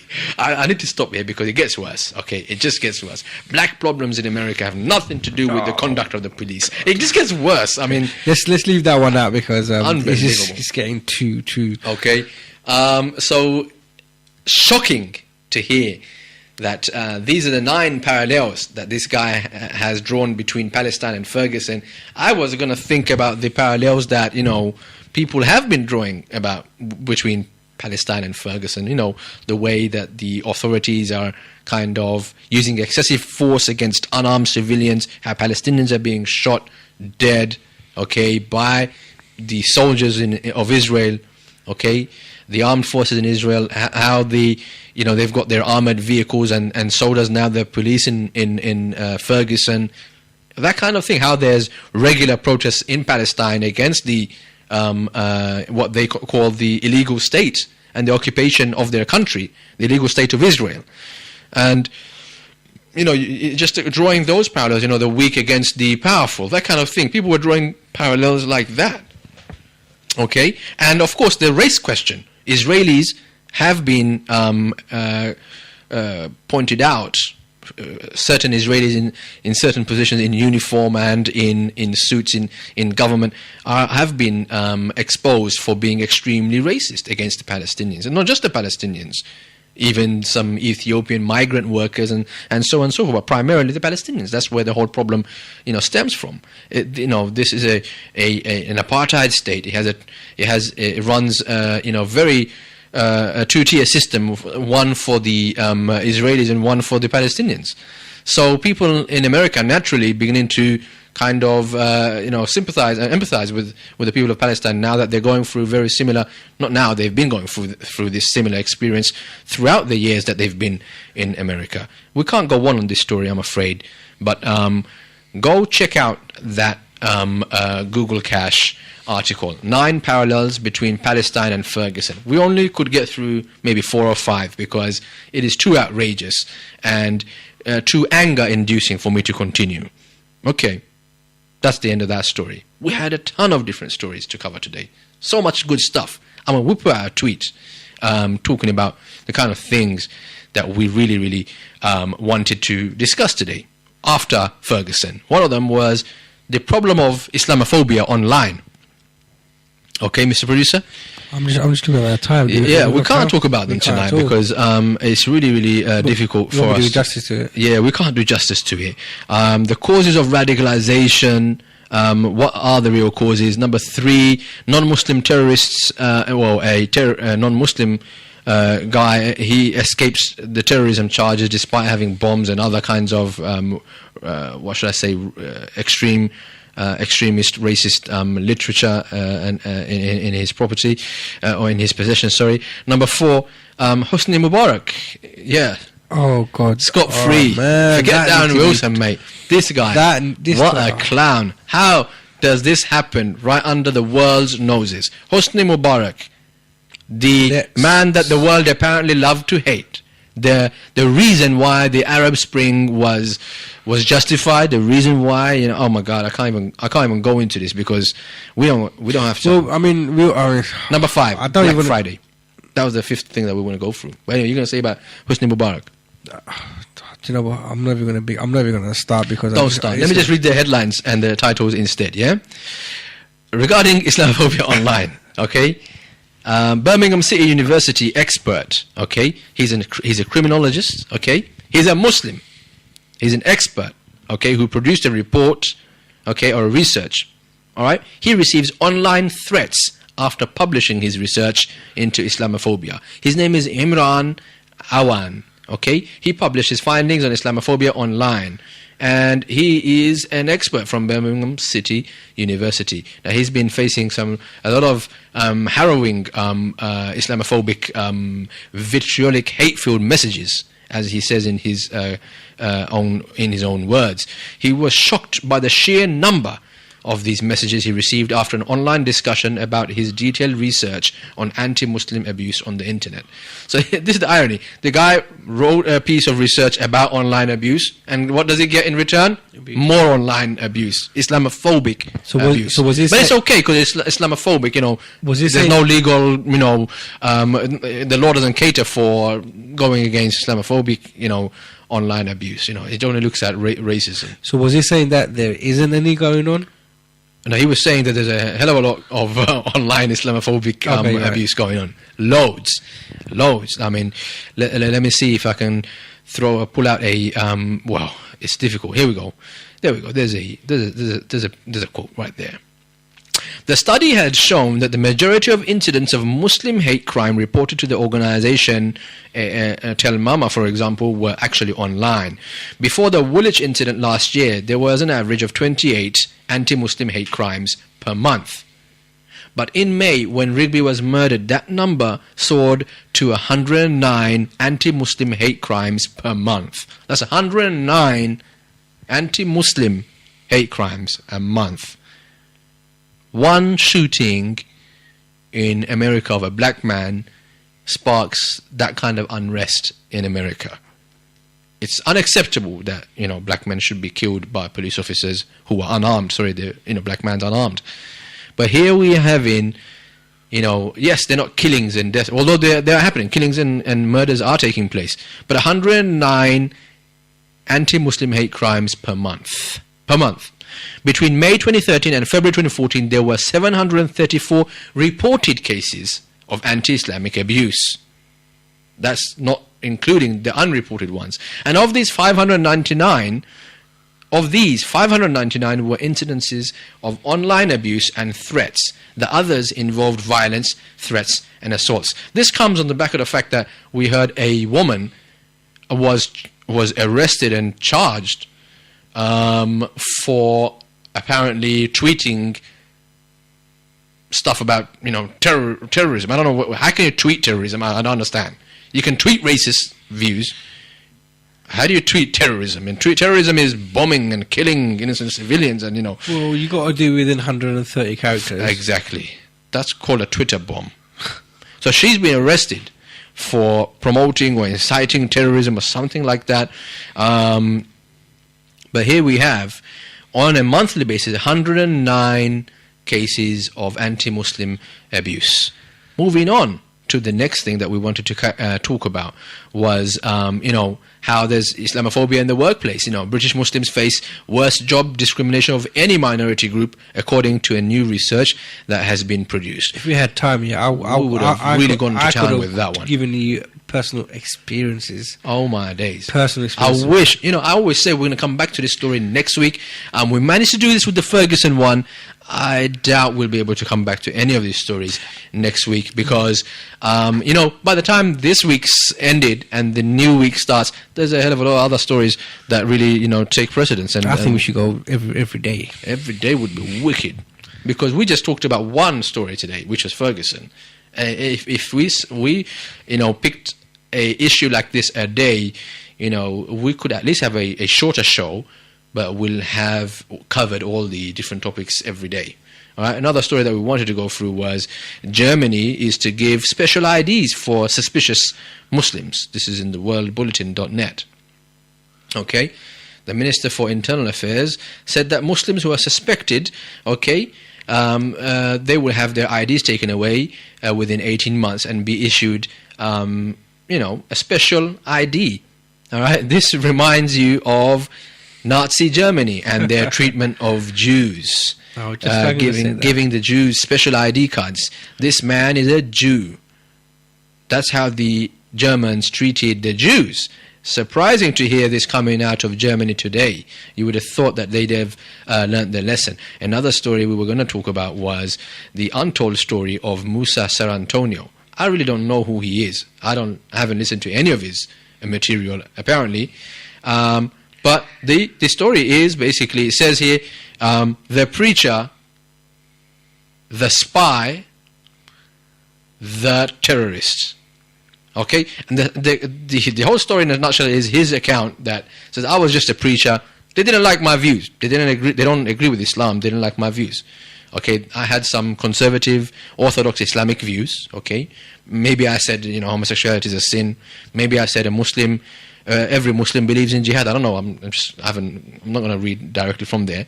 But he was a preacher, a proselytizer, and I think he's based in Australia.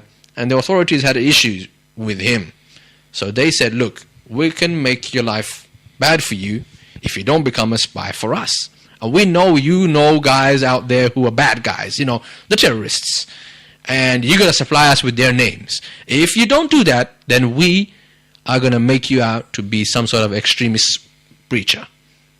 And obviously, he tried to flee the country and get away, saving because he found, I can't be a spy. I can't spy against my own community, the people that I'm preaching to, he's a reaver as well. And he's a white guy. He's an Australian, and he became a Muslim later in his life, So it just goes to show that, if you become a Muslim, the hatred for Muslims transcends beyond, the racial lines. Okay, it goes beyond racism.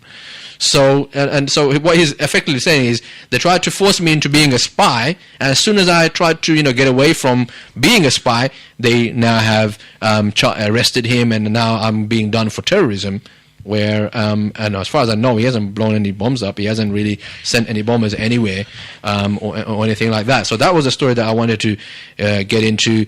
We had we had quite a more serious topic today. For example, the Lee Rigby report. UK may have been complicit in ill treatment of what's his name, Adebayo. Yeah, the guy who killed Lee Rigby. Okay, so the report says that the UK may have been complicit in, when they say ill treatment, Adebayo did say that he was tortured in Kenya by Kenyan police who had ties with the UK government at the time, and apparently the Kenyan police told him, your boys in UK, you want to speak to the consulate? They're the ones who want me to interrogate you in the first place. And there was allegations of sexual abuse against Adebayo by these Kenyan police, who apparently, according to some reports by the defense or from Adebayo's doc, rather, they were saying that this kind of thing kind of radicalized Adebayo. It led him to suffering, psychologically, and to the instability of his, just made him really angry, basically. That's that kind of treatment. So the UK may have been complicit. That was one story in The Guardian that we wanted to go through. And this is the really crux of that real question that we were asking. In comment is free by The Guardian. Siumas Milne. I really do not know how to pronounce his name. So if I got it wrong, I do apologize. He's written a piece there where it says, it isn't Facebook that feeds terror. It's war and tyranny. I mean, that title just sums it all up. It's not the preachers like Musa San Antonio on Facebook speaking passionately about the people, the children and the women dying in Syria at the hands of Bashar al-Assad, the criminal dictator. No, it's not the Facebook that's criminalizing them, but it's actually it's not the Facebook, sorry, that's feeding terror, but it's actually the war. It's war and tyranny in general, like Assad's tyranny and wars in Iraq and Afghanistan and so on and so forth. Assad has actually got a new Cody. A new ally. Yeah. Who that? You don't know. Who, Iran? Russia? No. US? Let's just say it's a political party in the UK. Political party in the UK? Yep. Do not tell me it's the UKIP party. Close. BNP? Mr. Nick Griffin has visited Syria. He has visited Syria? He has visited Syria at the request of who? Assad. None other than the right dishonorable scumbag of the earth, Assad. Yeah. Bashar al-Assad. So much topic to go through. So we can't go into that. I know, but there is one thing very, very quickly. I mean, we are way over time at the moment, and I think we wouldn't be doing justice if we didn't talk about it, and we have to talk about it because I've already allocated them Django of the week. You've already allocated. Well, we don't have time, and I'm fully with you on this one. You've allocated Django of the week. Yes. Hashtag Django of the week goes to who, sir? Black Friday. Black Friday. Black Friday is not a person. No, it doesn't matter. Austin is not a person as well. I know. Who was our last week's winner of the Django of the week. Okay. But Black Friday has to go to Django of the week has to go to the Black Friday.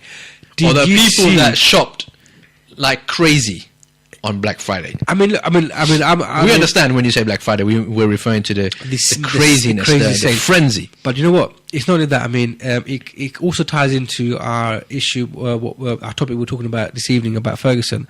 Black Friday, these are unconfirmed. They're just little reports I'm seeing on Facebook or whatever.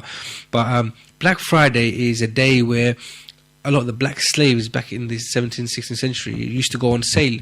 Really? Yeah. No way. I need to confirm. Seriously, you need to confirm that. I need to confirm this. Do not call us on this. So I wouldn't be surprised. But I mean, I've seen pictures on Instagram as well. No way. And these cartoonists kind of drawing these things up, but we need to confirm that. But I mean, leaving that issue to the side.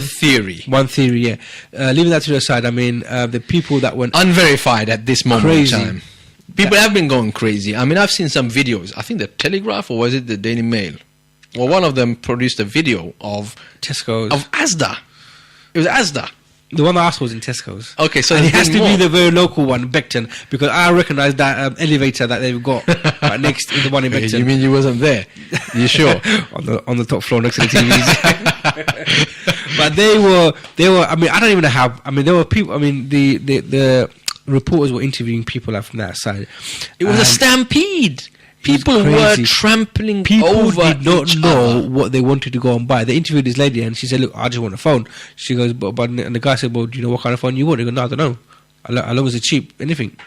Unbelievable. People don't even know what they wanted to get. They didn't know whether they just felt that they had to get something. They felt that they would lose out or miss out if they didn't participate in this, let's say, impersonation of. But do you know what the most cringing part to it was? I don't mean it in any bad way, but I saw a couple of. Okay, I'm not even going to mention it. No, you said it, mate. No, I'm not. I heard you say it. No. You just said it. I'm not going to say it. You but there were people there that shouldn't have really been there, right? Snatching getting and trampled over and chucking 42-inch TVs across the aisles. But yeah, Django of the week has to go to Shoppers on Black Friday. Do you want to give it to Shoppers? Oh, that's like It has to be those. It goes to the shoppers because I it's mean, them same people because of the- that camp out homeless outside of the Apple store when there is no rush for you to go and get it anyways. No, it's not that. So No, I won't give it to the people because now you're trying to be politically correct. no, I'm not. No, it's not that. Now I you're think trying to be all because of the question mark diplomatic with me. because of the question mark around the Black Friday when it comes to the whole kind of slavery kind of element to it. I For, don't know what for else those to- reasons alone, for those reasons alone, here, right, I would want to put Black Friday as Django of the week. I was going to nominate Hosni Mubarak this week because that guy, my goodness, that was the great train robbery of the century. I think we need to have a discussion on this, and I don't think we should forget it. We We should have a ain't. discussion on Next this, week, and inshallah. then we can nominate him as one of the Django of the weeks. But You get us ready to go off air very soon. I totally agree with you. Black Friday, man, I was ashamed. I looked at some of the scenes. I was ashamed. I saw some Muslim sisters, bro. I mean, you weren't going to say this. I heard you half say it. So I saw our sisters getting pushed over. Literally, people were walking over them. You know, I just think like, why do you have to forget about you being a Muslim sister? It doesn't really make a huge difference. But, you know, why would any human being put themselves through this undignifying, dishonorable experience? I'll actually tell What you is what I it saw. that they are selling in Asda? I tell you what I saw. I actually saw uncles where their hats were getting knocked off their head. No way. But he was just going for that rack of clothes. I'm telling you. I mean, You mean the Asda line of clothing? I'm telling you, Or this the has, Tesco line. It What has was to it? be. I'm telling you, it has to be the Tesco's in Beckton. It has to be. I need to go and see what these people were going crazy over. I'm missing out on something. You know, there must be some gold dust that they sell out there for cheap. Yeah, you know, on one of the BBC clips, I actually heard some lady. She actually got knocked over to the floor, and she saw herself being filmed by somebody, and she goes, and you can hear it so clear. No, you don't. No, you don't. Don't you dare touch it. That's mine. That's mine. Serious? And I thought, what the heck is this? My days. Even the You see, workers. this shows you that human beings can descend to levels that can, you know, only can be described as, you know, I'm finding it uncomfortable saying it, but it reminds me of animal type of behavior. You know, Do you know what I mean? and the crowds I've seen is made up of all types of people, all types of people, Look at what this kind of old, young, black, white, the thing that kind Muslim, of got me, non-Muslim. the thing that really, really got to me. I mean, obviously, it's an embarrassment. I mean, It's an embarrassment. shameful, man. It's It's an shameful. embarrassment kind of thing, and all those people that went there to be part of this Black Friday stampede, okay, need to really, really ask themselves questions that. Was the deal worth it?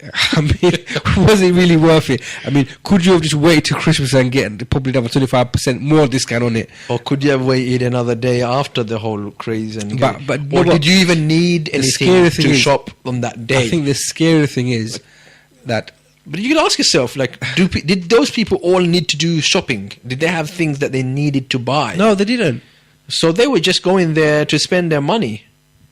It's like saying, I've got a massive screen. This is- TV. I think- I've got a 52. Like, imagine. I'm just giving you a hypothetical scenario. I've already got a 52-inch flat screen display at home. Yeah, super slim, no bezel, Samsung, Sony, whatever you want to call it. Yeah, Mashallah, I'm really? just giving you a hypothetical Okay, thank scenario. you. I don't have that at home, but you know, and here I am. I'm not bothered to go to Black Friday for that kind of deal, for a TV like that. Even though I don't have one.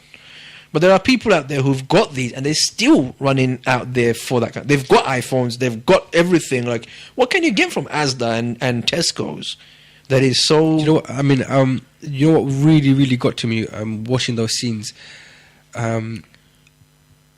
It's like they were literally climbing and crawling over each other for dunya, That's it. and you know, it made me think to myself here that if people are crawling like that for dunya here, what's going to happen hereafter? Because at the end of the day, that's the true reality of it, and this is why I really, really wanted Black Friday to be the Django of the Nah, week. you got my vote, definitely. Black because Friday it really, is really, Django it of really the week. begs to question that if we are going to be, I mean, this is every lecture that I've been to throughout my whole life, when I've heard so many speakers talk about people dying for chasing dunya, dying for dunya, and this was that the making of it. I mean, this is the second year, I think, of Black Friday in the UK, and the first year, I mean, there wasn't a lot of TV coverage for it. But this year, it was just all I mean, all the reporters, they were just laughing the socks off. They were making a mockery out of it. And they never made any savings anyway. Not really. I mean, I think again, he was on the BBC. They interviewed one of these top-notch guys from West End shopping part of the shopping kind of retail shopping experience, and he actually said that you get better discounts during the Christmas period. So they could have just waited. You know, they really need to ask themselves the question: did they really get a bargain? But and I still ask the question: even if let's say for example, I've got an Xbox. Yeah, just give me an example. I've got an Xbox. MashaAllah. Yeah, and I'm just giving you a hypothetical example for crying out loud. Oh my days! I'm trying to bring you. Anyways, so I've got an Xbox. Yeah. Now I paid £200 for it, for example. Then I hear on Black Friday they're selling it for £100. Good deal, yeah? Why would I then go and die and get trampled over and stepped on my face and all that stuff to get a bargain for an item? Listen, hear me out. For an item that I've already got at home. Yeah, but if you get a bargain, you can bring that back home, keep the new one to yourself and flog your old one. So please. You're telling me all these people are reselling the stuff that they bought on Black Friday? Are you joking? In America, people have got shot at Walmart. People have got shot for Grand Theft Auto games. You know, come on, don't give it. That's rubbish. In America is even worse. I know, it's craziness. You know, people are not making. These are not businesses going out and thinking. I don't see this Black Friday thing kicking off. I mean, another few years of it, and then people are. I mean, the British public. I mean, it shows you how the commercial world and the industry, you know, especially what's coming from America, is toxic, and how the kind of influence that they have on the human psyche. You've already got this flat screen TV at home. You didn't need to get another one. But you need to get another one. But you felt coerced. Somehow you felt compelled to go and put yourself through this humiliating process, cause harm to yourself and others, to get this item that you didn't even need, simply so that you could come back and say, I got this item for cheaper. There was another clip here. What happened was there was like a... This is the reverse. A crate. Sorry, no. This is the reverse, Mr. Producer. This is the reverse of my complaint about people who buy iPhones or Apple products. You know how I am. Let's say that for the Tech Talk. Tech Talk. Every Thursday, 6 p.m. This is the reverse. Because on one hand, you've got certain consumers saying, I bought mine for more than you. And on this other end of the scale, you've got some people saying, no, I went through that whole process just to say to people, you know, I paid peanuts for this. Yeah, you paid more than me. So it's like this kind of two ends of the extreme that I simply can't understand. I just think like it's craziness. This is capitalism at its best. And the retailers are, you know, laughing. But you know what? A lot of analysts are against this Black Friday thing. You know what they've come out and said? They've just come out and said it's a hype, it's a marketing strategy. Yeah, that's what I'm saying. And it's a way to get rid of older models of especially electrical goods. Because, you know, I've been looking online for things that we do need. And when you look for items online that you do need, you find that the stuff that you really need that is like current generation, new model, or this season, whatever it is that you're looking at, whether it's clothing or I don't know, technological hardware, whatever it is, you know, they're never really on sale. It's the old stuff, just like you said, it is the old stuff.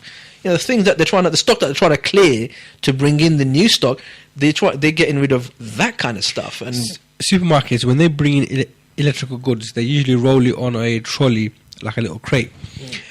And there was this box of blow punt flat screen monitors, TVs. I'm guessing they were 32. I wasn't there. I saw a video clip before you get any ideas.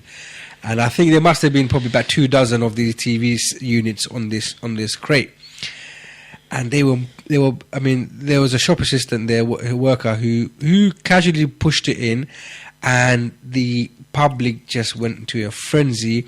They pushed the worker out the way and they ripped apart this cage, and they were just like, it was like a kid in a candy store or a kid just opening up his present on Christmas Day, just ripping it apart. He was like a bull in a china shop. That's what it was. And there was an incident. It was like a starved animal. There was an incident here where being also sent to the abattoir without the butchers there, and he was like going crazy on the slabs of meat. Crazy. And then there's another incident where there was a couple. One was near the till, one was quite far back from the till, and that person, the first person, couldn't get to the second person who was at the till, and he just lobbed a big massive, I don't know what it was, but some massive thing. He lobbed it. You can tell he was taking a couple of swings first. He couldn't get through. He was getting knocked back by the wave of crowd of people that was just pushed against him, and he lobbed it across the aisle to where the guy, and the guy actually caught it. He caught it, and he was paying for it. I thought I can use that tactic on any Saturday when I go to the supermarket. When I'm trying to get into the queues, I can just do that. Just throw it over to my missus. I take it, get to the queue, and then she'd be flat dead underneath the 52 inch. But yeah, Django of the week. I think it has to go to Friday. Black Friday, and a close runner up would be Hosni. Yeah, I think he just dodged the bullet for this week. Pratt, Hosni. How did he make it? I think he just missed the bullet. He dodged the bullet today. He dodged one. I think he needs to be lined up. He lives to see another day. Another week. Oh man, he slipped that one. But I've got my theories on why he got away. There ain't no theories. There is a theory. There ain't no theories. There is a theory. Everybody knows what's happened here. It's not a theory. Well, that's probably what it is then, isn't it? It's the same thing. That is what it is. Everybody knows how he got away. Come on. He got away by the assistant of an his army general. People that work for him are, now in government. So, clearly, this is how the Arab world works, I'm afraid. So we can't go into that story. That was Django of the week. We had a very interesting program, especially at the beginning of of tonight's show on the Security Council. We had Brother Twilight Bey speaking to us from his experience and his roots back in the States, talking to us about Ferguson and the race relations issues that the Black African American community are facing out there. We wasn't able to get our teeth into many of the other topics that we really, really wanted to discuss tonight. We'll save some of them for next week, inshallah. So that's enough, and that's it from me, Brother Ahmed, and our producer, Brother Ubaid. Signing off. We'll see you next week, same time, every Tuesday at 10 p.m. on the Security Council. Assalamu alaikum wa rahmatullahi wa barakatuh. In a world overrun by neocon warmongers, and with the mass media in the pockets of the cabal elite, there remains one bastion of truth amidst the confusion. One beacon of light shining through the murky fog of spin and Islamophobic propaganda. That's right, it's the MP Radio Security Council, the final frontier in the fight for freedom and fairness. I give you the Security Council. أبدا لن نحيد أبدا لن نحيد أبدا لن نحيد عن خطى الإيمان. دربنا درب قويم دربنا درب قويم بالهدى القرآني. أبدا لن نحيد أبدا لن نحيد أبدا لن نحيد عن خطى الإيمان. دربنا درب قويم دربنا درب قويم بالهدى القرآني. سائرون في طريق الحق يا جند